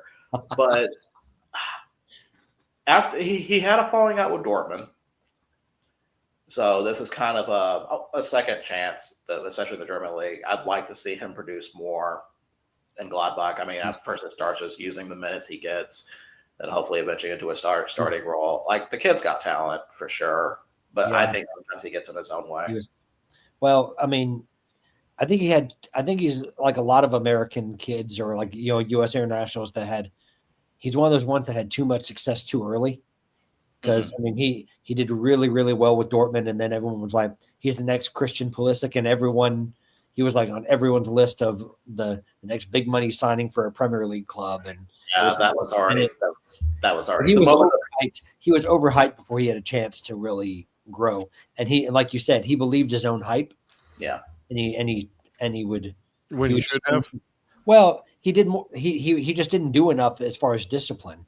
He would, show up late for things. He would, so there were problems with that, and then he would lose playing time, and then I think his confidence went at some point when it was like, oh, I can't just rely on talent alone. I don't have the work ethic to go along with it. And I'm hoping as he gets older that he's learning that.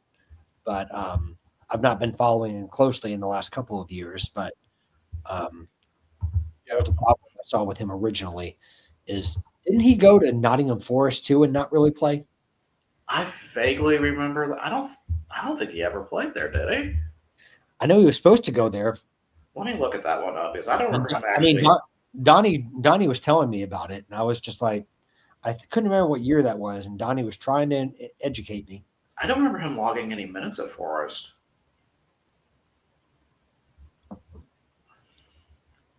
Donnie, you're on mute. Was that like 2013 or something? I don't know. No, he had 9 appearances at Nottingham Forest. I thought he played there. So Yep, Mike knows. Yeah. Thank you, Donnie. Try to help. Ugh.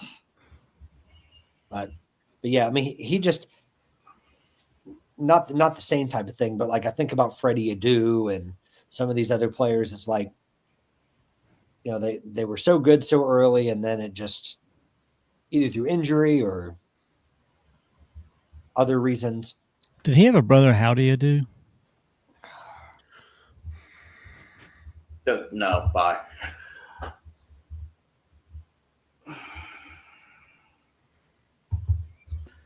Everyone, we're just gonna have a minute silence. I'll sit over here and mute myself. Yeah, that's good. Yeah. Good idea.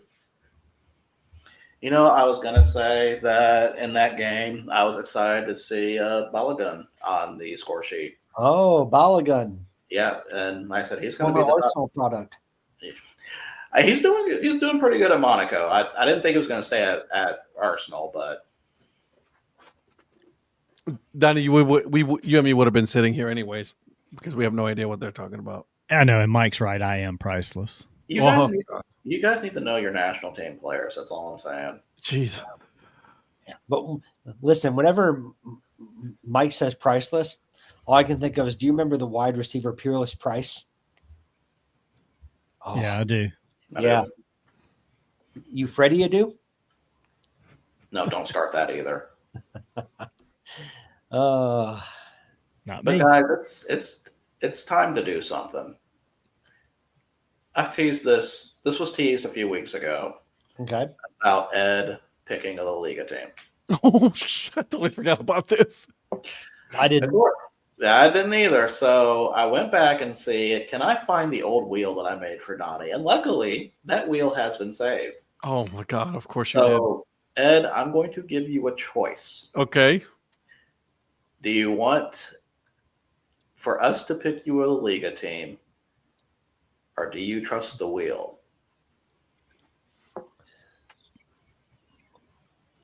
The problem with trusting the wheel is that there's going to be some shitty teams on there. And there's going to be Barcelona and Real Madrid too. That is true. That is also very true. Could you take the two of them off and the bottom 6? The bottom 6. Bottom I six. don't know. Just There's not that many teams in La Liga. Okay, how I'll many- tell you. Okay, or so the bottom, a few of the bottom ones. Give him the mid. Give him the mid.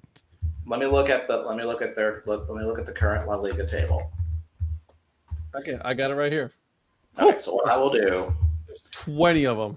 I will remove top 2 and Okay. bottom 2.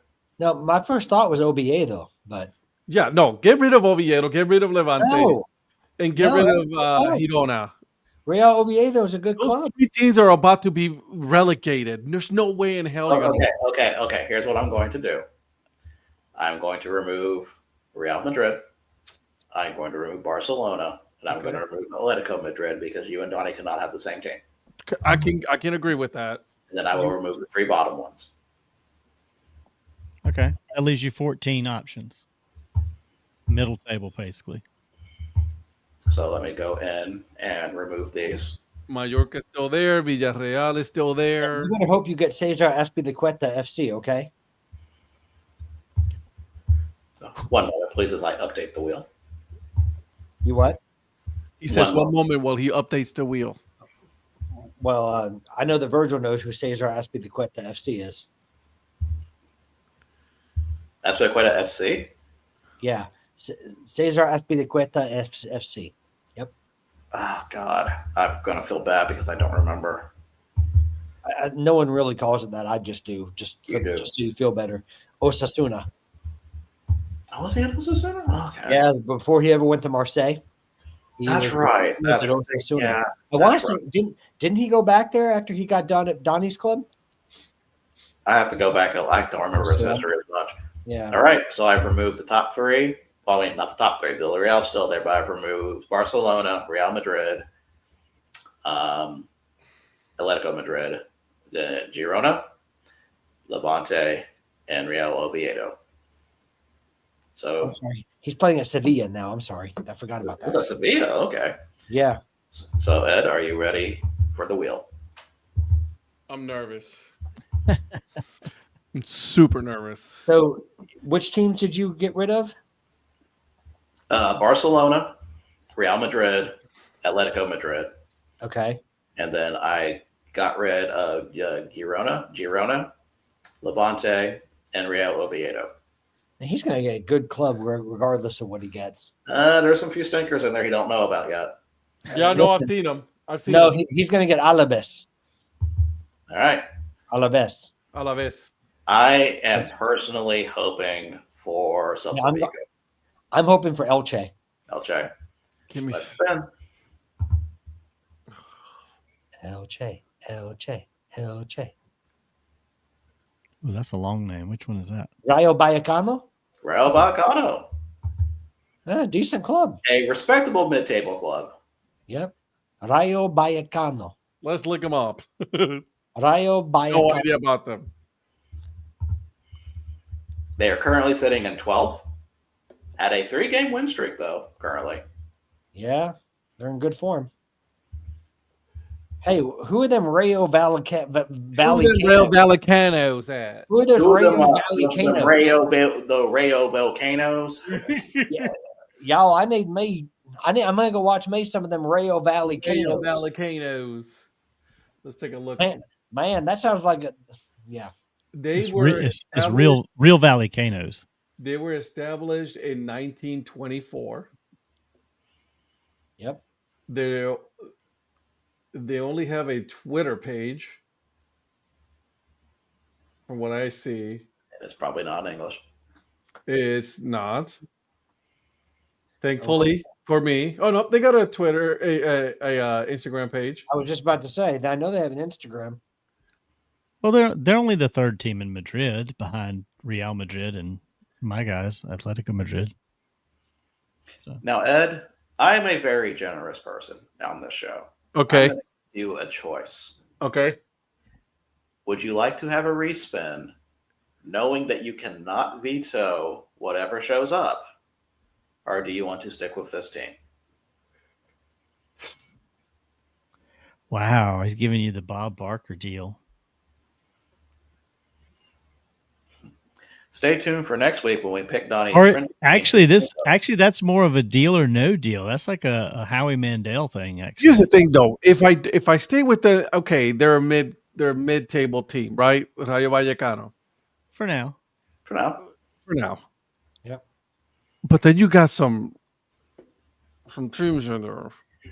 Well, you also can go higher too. You can have a team with European aspirations So why couldn't we give him Deportivo La Coruña? because they are not La Liga. Exactly.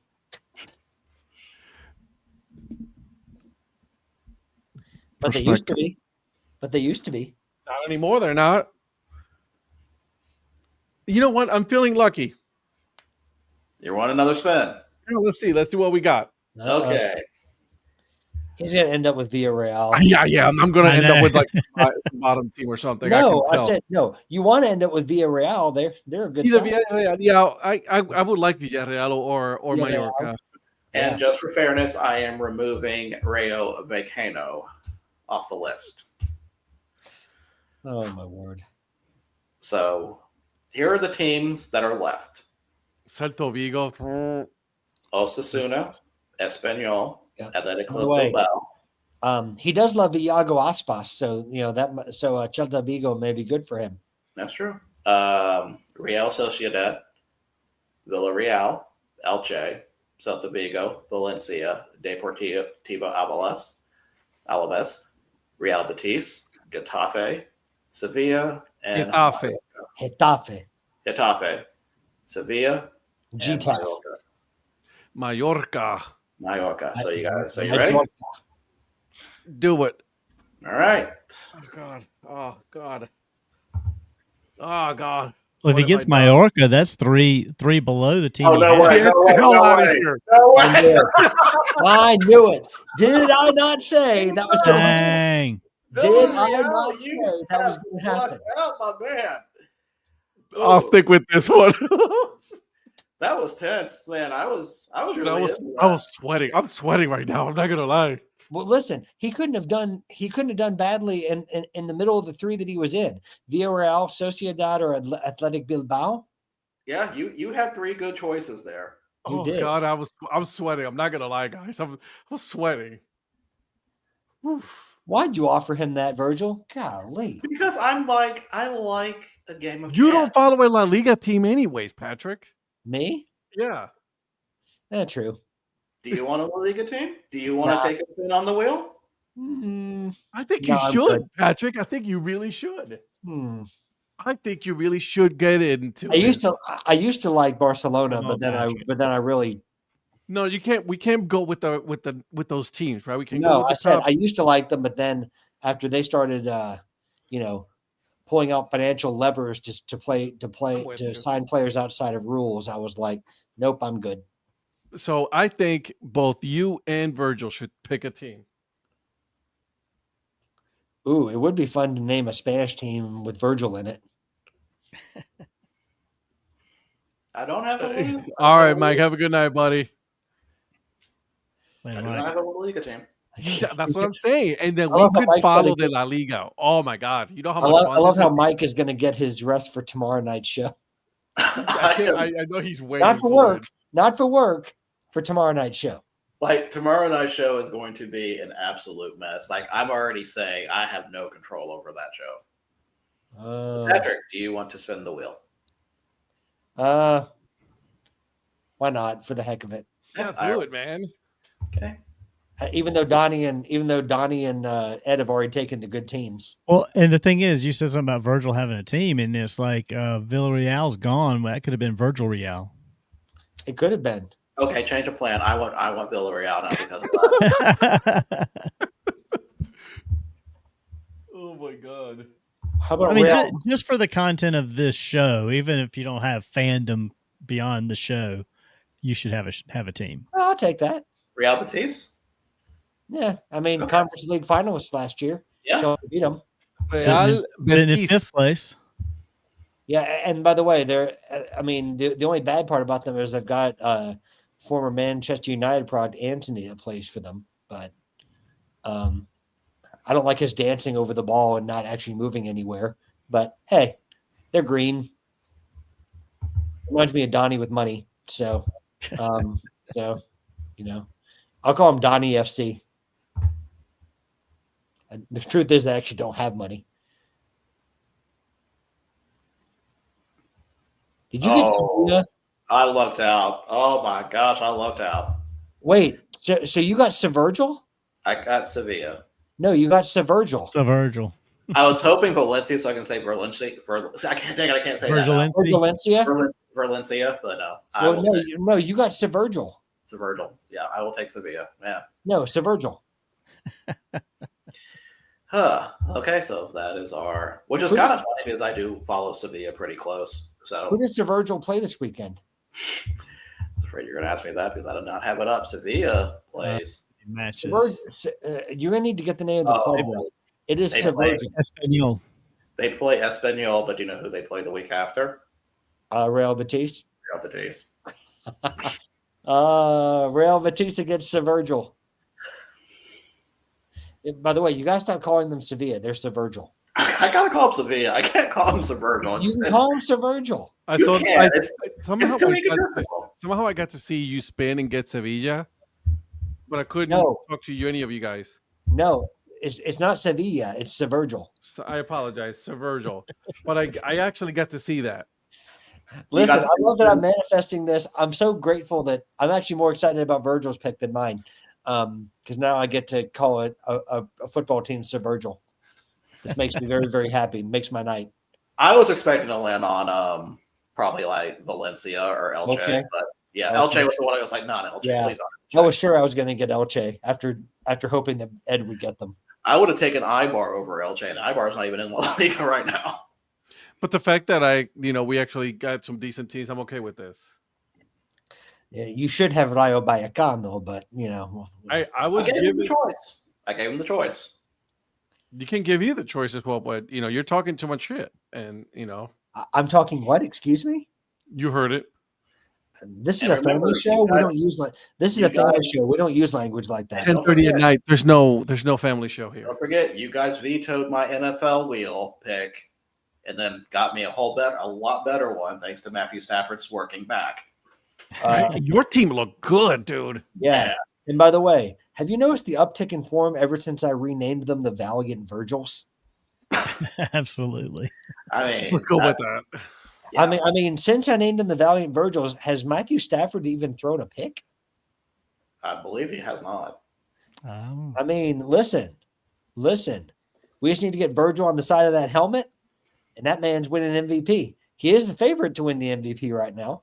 Is he really? According to the betting odds. I did not know that. Yeah, like I don't know about every betting, Vegas, it's going to be different odds for every place, but the latest odds I saw from the ESPN one today, sorry, I know that's not the most the best betting place, but since they talk about it ad nauseum, they had the shortest odds. Did I say they're right? Shortest odds?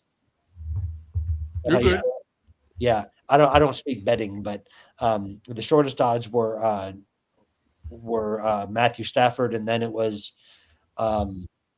Drake May, and then Josh Allen after his Otto Graham like performance again, and then twice. Second time he's done it. 3 rushing touchdowns and 3 passing touchdowns, but we'll talk about that tomorrow night. And then I think Jonathan Taylor was 4th best odds. So those were the top 4. So, guys, those are all the Liga teams. So Virgil, Pretty happy overall. That's not, I am. it's not I gonna am. stick. No, that is not. Don't worry. I'll make sure it sticks. I'm satisfied. But guys, let's talk some World Cup qualifiers for a minute. And I want to start in the African and in AFCON because I was watching this game to completion because this was this does not involve a debutant, but it's a result I was really looking forward to seeing. And that was Nigeria losing to the Democratic Republic of Congo in penalties. And man, watching that game made me realize that I really thought Nigeria was going to turn it around after that, and they were not able to. They've kind of fell apart. Republic of Congo the Democratic Republic of Congo, can't say Republic of Congo, that's 2 different places, had a goal line stop that I thought was in, but VAR did not call that in. So they really could have won in regulation, but that did not happen.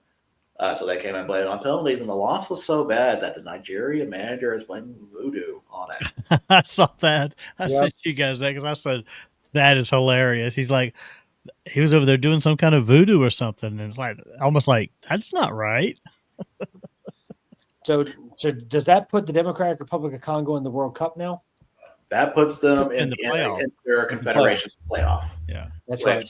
So does that mean Nigeria is now out of? Yes, Nigeria is officially eliminated from World Cup You qualification. know whose fault that is? John Obi Mikel's podcast. Oh, I thought you were going to say the kicking game. Well, that too, obviously, terrible.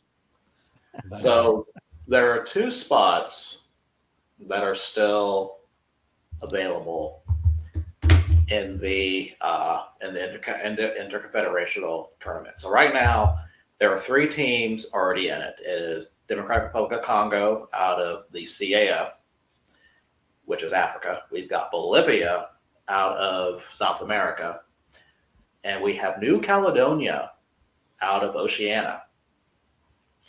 So CONCACAF will get 2 spots with the 3rd round, best 2 group runners up.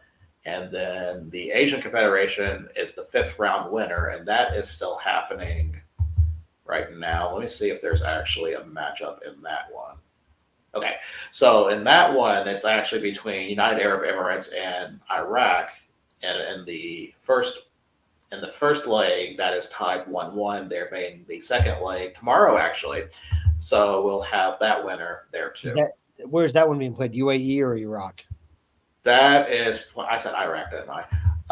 That is being Well, I played. mean, people say that too. I mean, I'm not. I know, but I try to be a little more generous than that. That's playing in Iraq. And in Iraq, okay. That's going to be interesting. Both teams are actually fairly decent. Have become fairly decent sides. Iraq. And UAE. I mean, so Iraq's been there before. Yep. I don't think UAE has been there. Mustafa. So I'm kind of keeping my eye on that for sure. The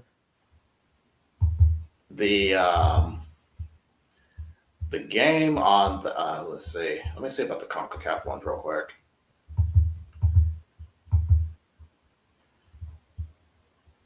So on CONCACAF, we still have the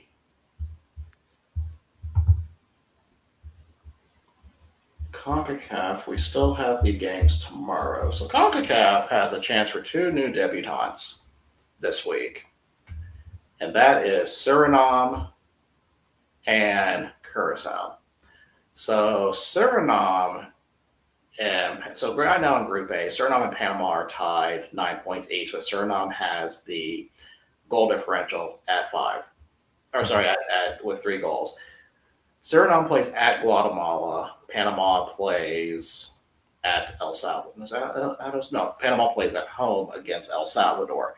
So Panama has the easier of the 2 games.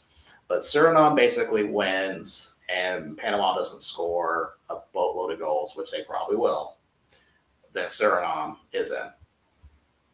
Man, but the fact that it's gotten to this point and Suriname has a chance to get into the World Cup at this point, when this should have been Panama's group to lose, Yeah. based on history and prestige, I guess, compared to everybody else. But I wouldn't count El Salvador out just yet. I mean, El Salvador has the ability to get to make it difficult. I don't see them beating Panama, but surprises have happened. Yeah. Like this next one I'm going to talk about, Curacao has a 1-point advantage over Jamaica, 11 points to 10 points. They play each other head to head this week at Jamaica. If Curacao wins that game, does Steve McLaren lose his job? I'm going to say no, because I think Jamaica is one of the favorites to be in the Confederation playoff. If they are knocked out of the Confederation playoff, then probably yes. So Donnie, just for context, the Jamaica manager right now, Steve McLaren, used to be the England manager, and he also managed in the Premier League, specifically Middlesbrough, I believe, and he was also an assistant at Manchester United twice. So he's got and he's also won.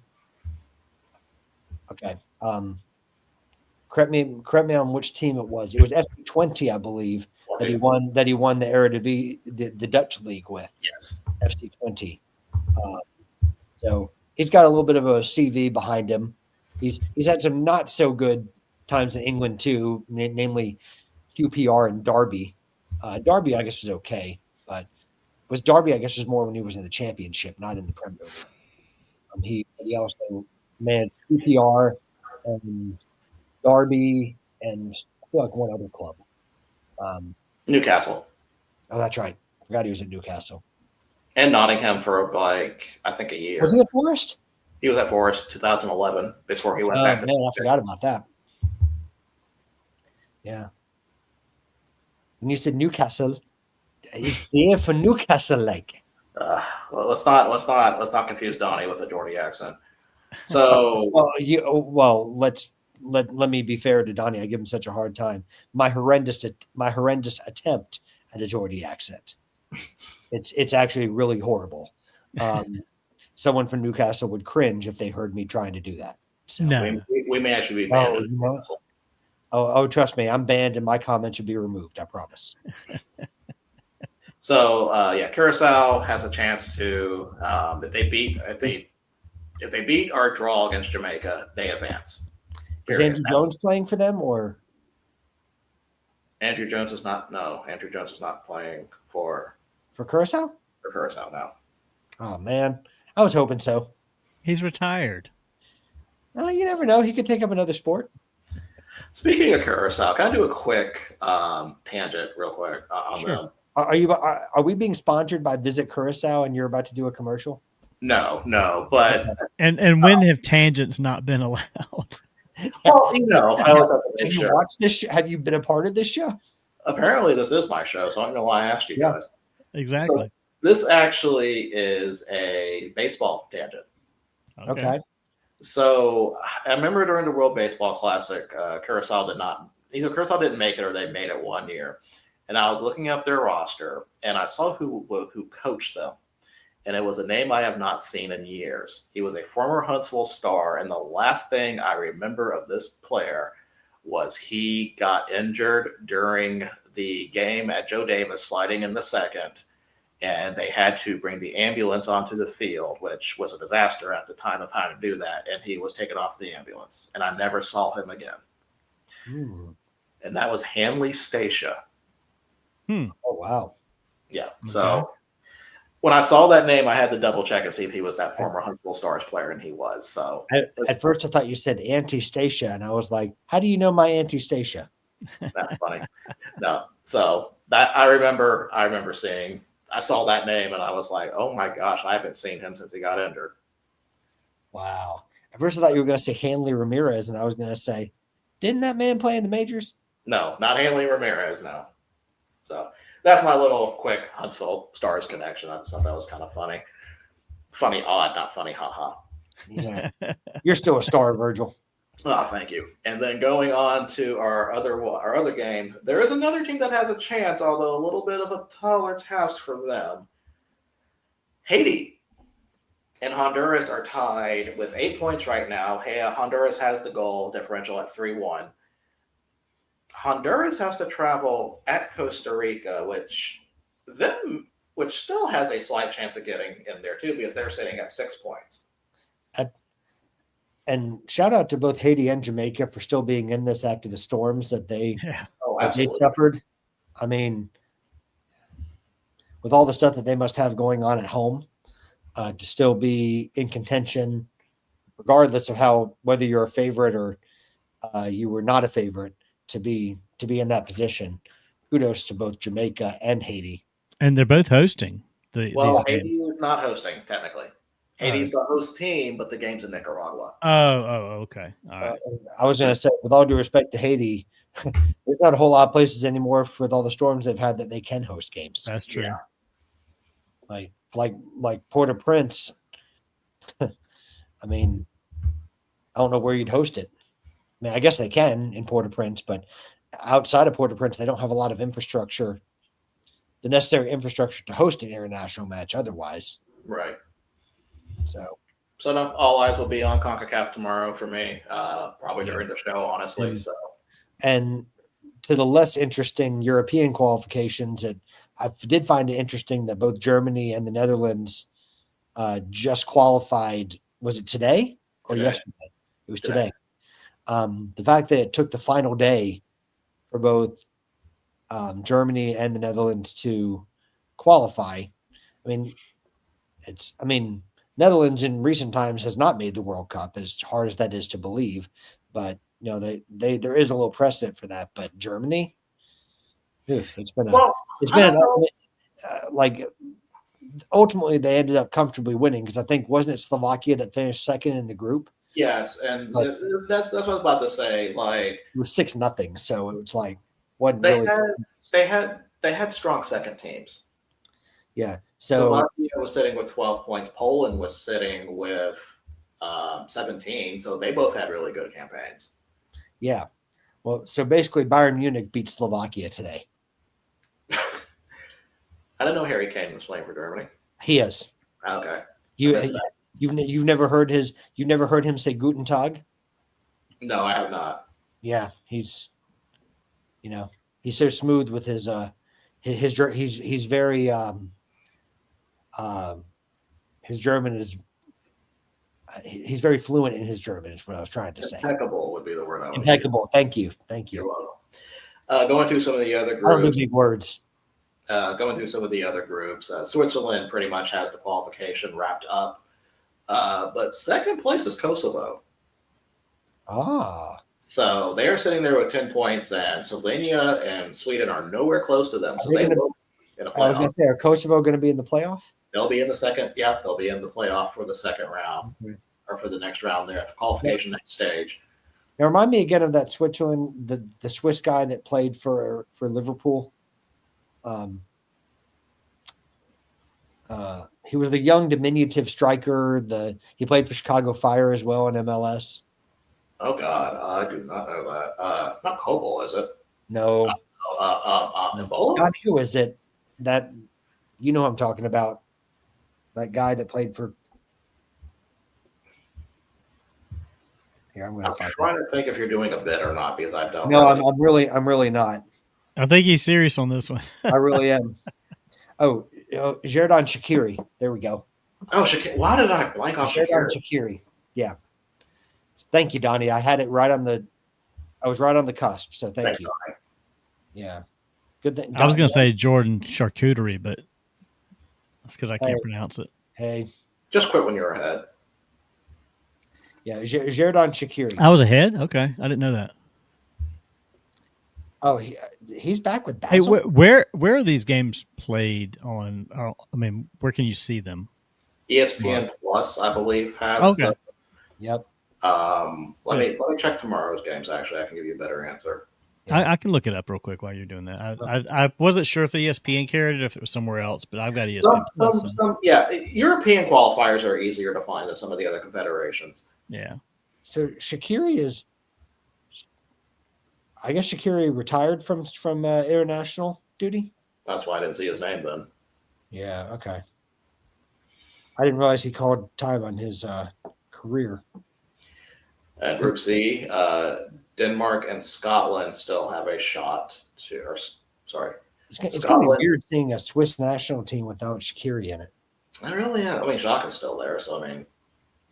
Well, Granit Xhaka, he just does nothing but score goals. That's exactly, especially against Serbia. Scotland and Denmark are playing against each other. The winner of that takes over the top spot for World Cup. So Scotland has a chance to qualify over Denmark. Scotland, who employs former Chelsea assistant manager Steve Clark. Yes, that's Scotland.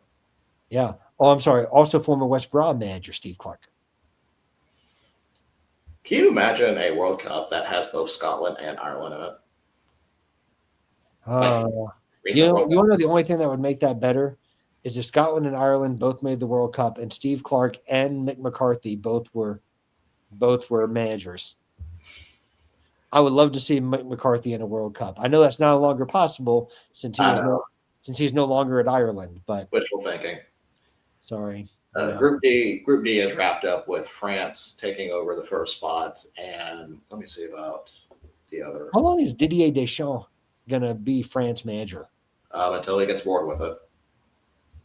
Wasn't that like 8 years ago? I mean, he's still going. Well, I guess once you have Raymond Domenech as your previous manager, you're going to stick with Deschamps as long as you can. As long as you can.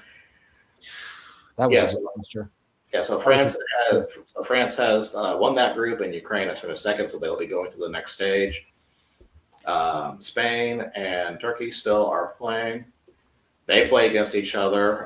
The goal differential is way too high, so even if Turkey ties, Spain moves on.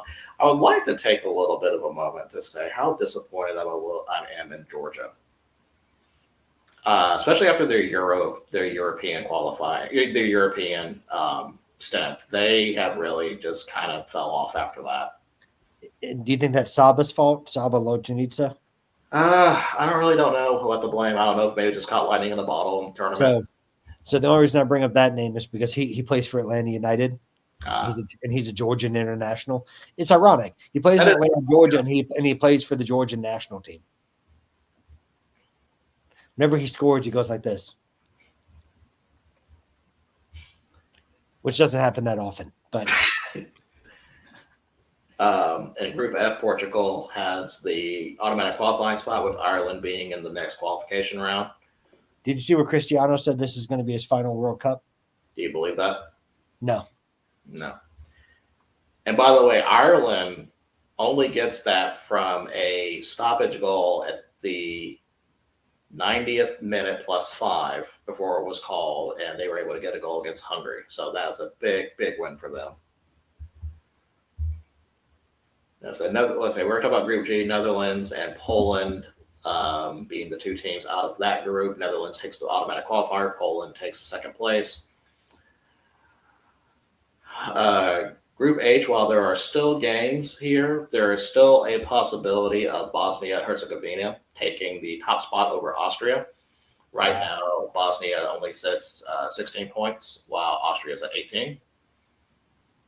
So that would be a massive upset. That would be. I don't know if they would be able. I mean, it's in Austria. I don't know if they'd be able to pull that one off. I don't see it, but you never know. I mean, Edin Dzeko is still there, so. And of course, probably the biggest story that came out of this week in Europe, in my opinion, Norway cinches up qualification, and Italy once again has to go into the playoff rounds to qualify, which the last time they did that, they did not make it out. I think the problem is that they have Gattuso as their manager, and he constantly underperforms as a manager. Yeah, that's pretty much a takeaway from that. I'm going to skip Group J for a moment, and we'll get to. I'll explain why on that one. Group K is pretty much done with England advancing and Albania being the second place one over that one. That's kind of a small little upset too, in my opinion, having Albania there. And then in the Group L, Croatia and Czech Republic move. Or Czechia, is it Czechia now? I don't know what they call themselves. What's that? Is it Czechia now? Chechnya? Czechia, yeah, because it used to be Czech Republic. I know they changed their name. No, it's not Chechnya. No, that's Czechia. That's somewhere else. But is it Czechia? I don't know how they say it. Here, let me see. You're right. They do go by something else now.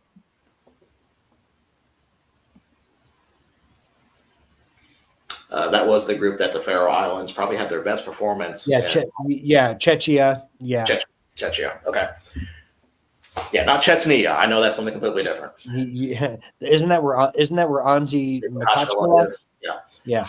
So Faroe Islands had their best performance with 12 points, but they were not able to pull it off. But now let's talk about Group J. So Group J, they all have one game left. And the reason why I want to talk about this group is because this one has probably the biggest implications here. Belgium sits on the top at 15 points. They play Liechtenstein. I don't think they have to worry about that game. But second place, Liechtenstein is a formidable side. the Liechtenstein has 0 points and minus 24 goals. Exactly. They still got a shot.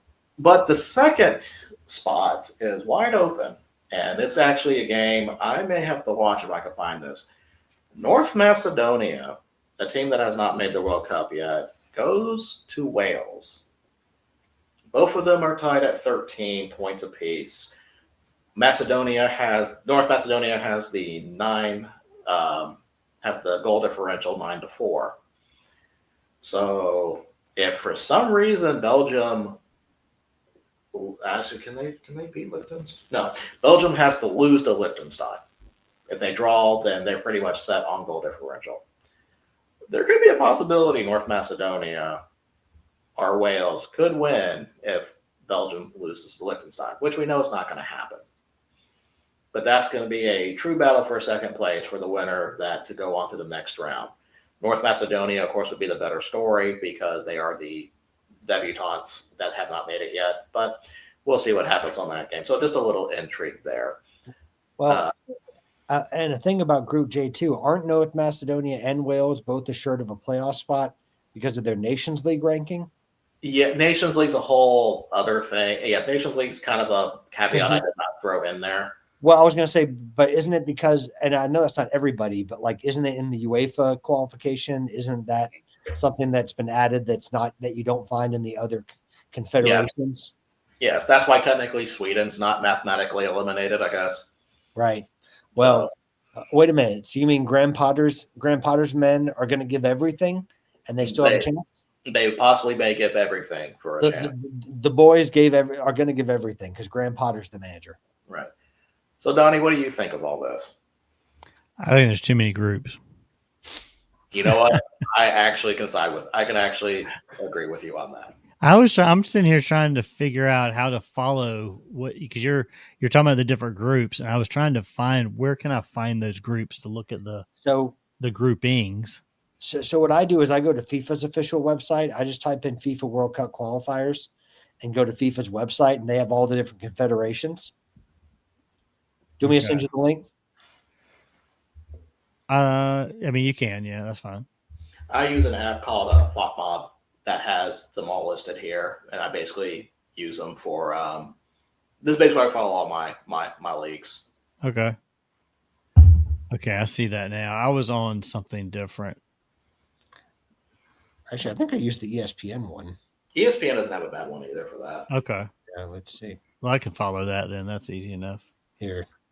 Let's see.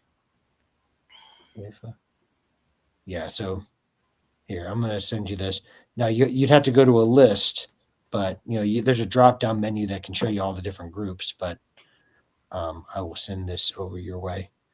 Knowing you, though, you're so quick, you've already found it, but Well, I just typed in FIFA World Cup, and I did bring it up on the Google. on the Google? Well, yeah, on the Google. I brought mine up on the Alta Vista, but that's just like on the main Google page is where it came up. But yeah, I bring mine up on the Alta Vista or the by Jeeves, but dang it, you stole my Ask Jeeves joke. Thanks, Patrick. Sorry, the by Smithers. I'm sorry. Yes. So that's all I had for Soccer Talk. Like I said, tomorrow, for me, all eyes will be on CONCACAF. So I'll be probably following those games while the show tomorrow. So in case. Yeah.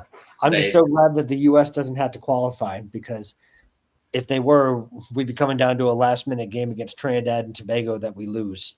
So Too soon. I know. But if I don't talk about it and laugh, I'll just cry. No. I'm sad. Donnie, do you have any hockey stuff to talk about?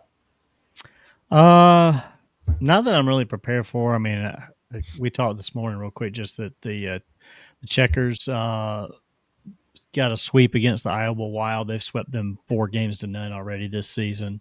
Man, that's wild. It is very wild. I'm trying to get together my information better on the ECHL and some of the other hockey leagues. I really need to have those notes ready, because I didn't have them quite ready this morning, and I don't have them ready tonight. Yeah. But because the NHL, I will say this about the NHL, because you talked about the game over in Sweden. That totally threw me for a loop. The NHL did a poor job of marketing that game, or those games. I guess it was more than one, I believe. Yeah, there was one in Finland. Yeah. Do you know who the commissioner is? Yeah, I know. I didn't want to get you. I didn't want to get you sidetracked on a tangent. You want to know how I found out about it? The New Era website, when they were selling hats for it. Well, this is how I found out about it, when Sidney Crosby was sitting on my bench in my fantasy hockey Sunday morning, and I'm like, wait a minute, where are they playing at that they've already completed a game this early? And I was like, crap, they played in Sweden. Wow. Yeah, I play in Sellers Fantasy Hockey League. I still won the week, but it just kind of like, how did I not know they were playing there? Do you play fantasy tennis as well? No, just and I only did the hockey because I'm trying to learn hockey. Right. So, like, if you guys did a fantasy World Cup or a fantasy soccer, I would probably play it just so I could learn the names, like you guys know the names. I'm terrible with hockey players' names. I wouldn't do fantasy soccer, because I'd be the person that would be like, yeah, we're going to put Rapid Bucharest striker up front. I think I'm feeling pretty good about him. Oh, wait, who's the defense I'm playing? Arsenal? Oh, shit. The only reason I knew about the Global Series is because I actually have a friend that has I think she is Predator season ticket holder, or has season passes that went over there for those games. Okay. You're starting to show off how many friends you have, like Donnie. Golly. Well, just in today's games, I mean, Patrick, your Ducks are up 1-0 on the Mammoth right now. They end of the first. But they had a terrible week. Yeah. They admittedly they ran into some good and better teams. I mean, it started out with the Avalanche, but yeah, I think they were brought down to earth a little bit, and fans like me included were probably getting higher, like more elevated expectations than we could reasonably expect. Right. Because as great as the offense was, the defense has been a huge concern since the beginning of the season. I mean, we were scoring 6 goals but giving up 4. So, so we were brought back down to earth a little bit when the offense stopped being so hot. We're still giving up goals. So, I don't know. We'll see. I think it's gonna kind of even itself out. I think this is gonna be a better Ducks team, but yeah, I think they. I agree. I think they've made some moves to give themselves a better chance this year than they've probably had the past few. Yeah. Well, we finally got a coach who knows what they're doing. Right. Like him or hate him, I definitely disagree with some of the stuff he's done in his past, but purely on the ice, he's a good coach. Yep. So Well, the Hurricanes split the last 4 games. They won tonight, 3-1 over the Bruins. Panthers, they've been struggling a little bit. They won tonight over Canucks 8-5, but 8-5. they've well, I'll say struggling.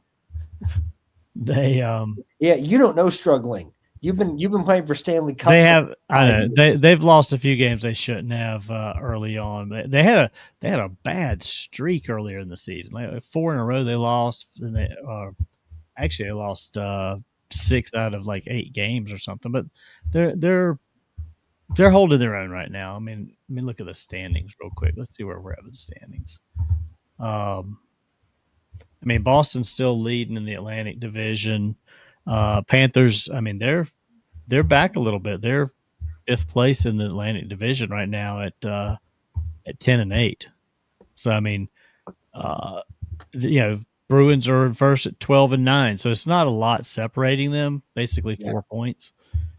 Carolina Hurricanes are tied with New Jersey in their division. Let's see where your Ducks are at. Ducks are 1 point behind the Kings, so they're in second Having place. played 2 games less too. But, Yeah. But to be fair, the Kraken and Vegas are right there on the same number of games right there too. So Yep. the Pacific Division can be anybody's, but the Avalanche have been unbelievable. Well, I mean, that division is only, right now, I mean, again, it's early, but there's only 5 points separating San Jose and the Kings. I mean, Calgary's the only one that's like way out of it right now. But a lot of the other divisions are very much similar. Calgary's going for that number 1 draft pick already. They're like, we going Could into be. the lottery. They got Anaheim Ducks. They got Anaheim Ducks / San Jose Sharks syndrome. Yeah, I'd love to get to another NHL game this year. I don't know if I will. I'm hoping to, but I know we don't have any Checkers games right now until like the weekend before Christmas, unless we may slip another game in somewhere here soon. But Rhonda and I are trying to kind of get other things done right now, and then after the first of the year, we'll get back into hockey pretty good. But 31 points after 19 games for Colorado. I know that's the quickest in their history they've ever gotten to 30 points. Or 30 Yeah, I mean they've only got 1 loss. I mean they're cruising right now. But the crazy thing is they've got 5 overtime losses. Yeah. Can you imagine if they turned even 3 of those into wins? Right. And it's like they'd be. I mean, if it weren't for the Stars, who've gotten off to a pretty good start as well, they'd be running away with the Central Division. Yeah, and I mean most of that was in 4 weeks or 4 games in a row. I mean, Yep. Mammoth, Hurricanes, Bruins, and Devils. Yep.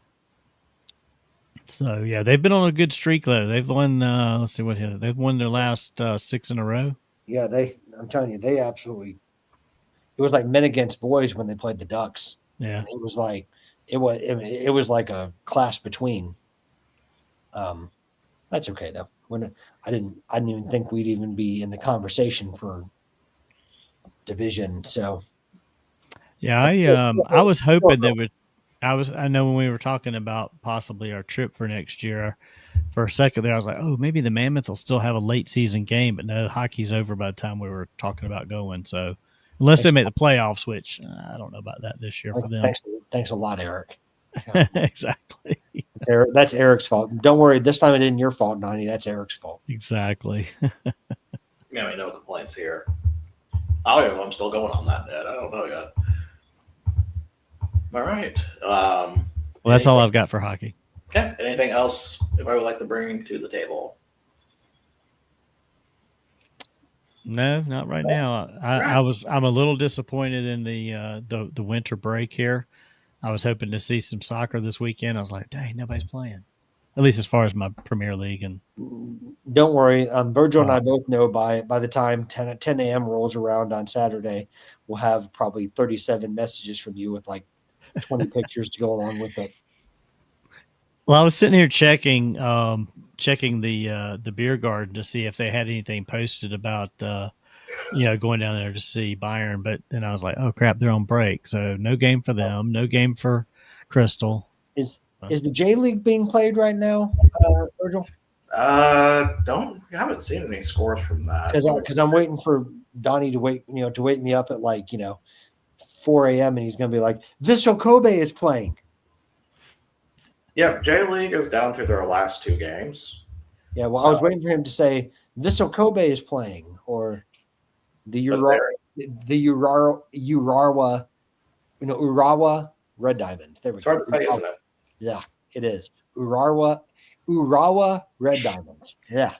But yeah, they are on match day 37-38, and those games start up on November 29th. Okay. So Okay. yeah, we still Until got the end of the month, I'm going to hear Donnie saying Vissel Kobe is playing. And for Patrick, for your sake, Kashima Antlers are in the top of the table right now. Okay. Is the A League in right now? I think that was done because I thought Because my team there is Adelaide United. I did not know you had an A-League team. Yep. I don't follow them closely, but if I had to pick a team, that's who it would be. Yeah, I know A-League. Yeah, okay, A-League just started. So yeah, they will have games on Friday. Because I was going to say that's where Juan Mata ended up. Yep. And Adelaide United is playing Melbourne City FC. Uh-oh. Melbourne's usually pretty good. So we'll see what happens. On that note, since we're talking about A-League and J-League, it is time for us to go. So thank you for joining us tonight at Break Even Sports. Like I say, we do this every Monday night to talk about soccer, FCS, and everything else we don't talk about on the Tuesday, Thursday show, which we'll have all 5 of the group here, and we will talk about tomorrow's going to be fun. We're going to be definitely talking about the happenings in the NFL and college football. We've got some minor league world logo refreshes to possibly go over, but we're mostly going to be talking about the reemergence of Mason Rudolph.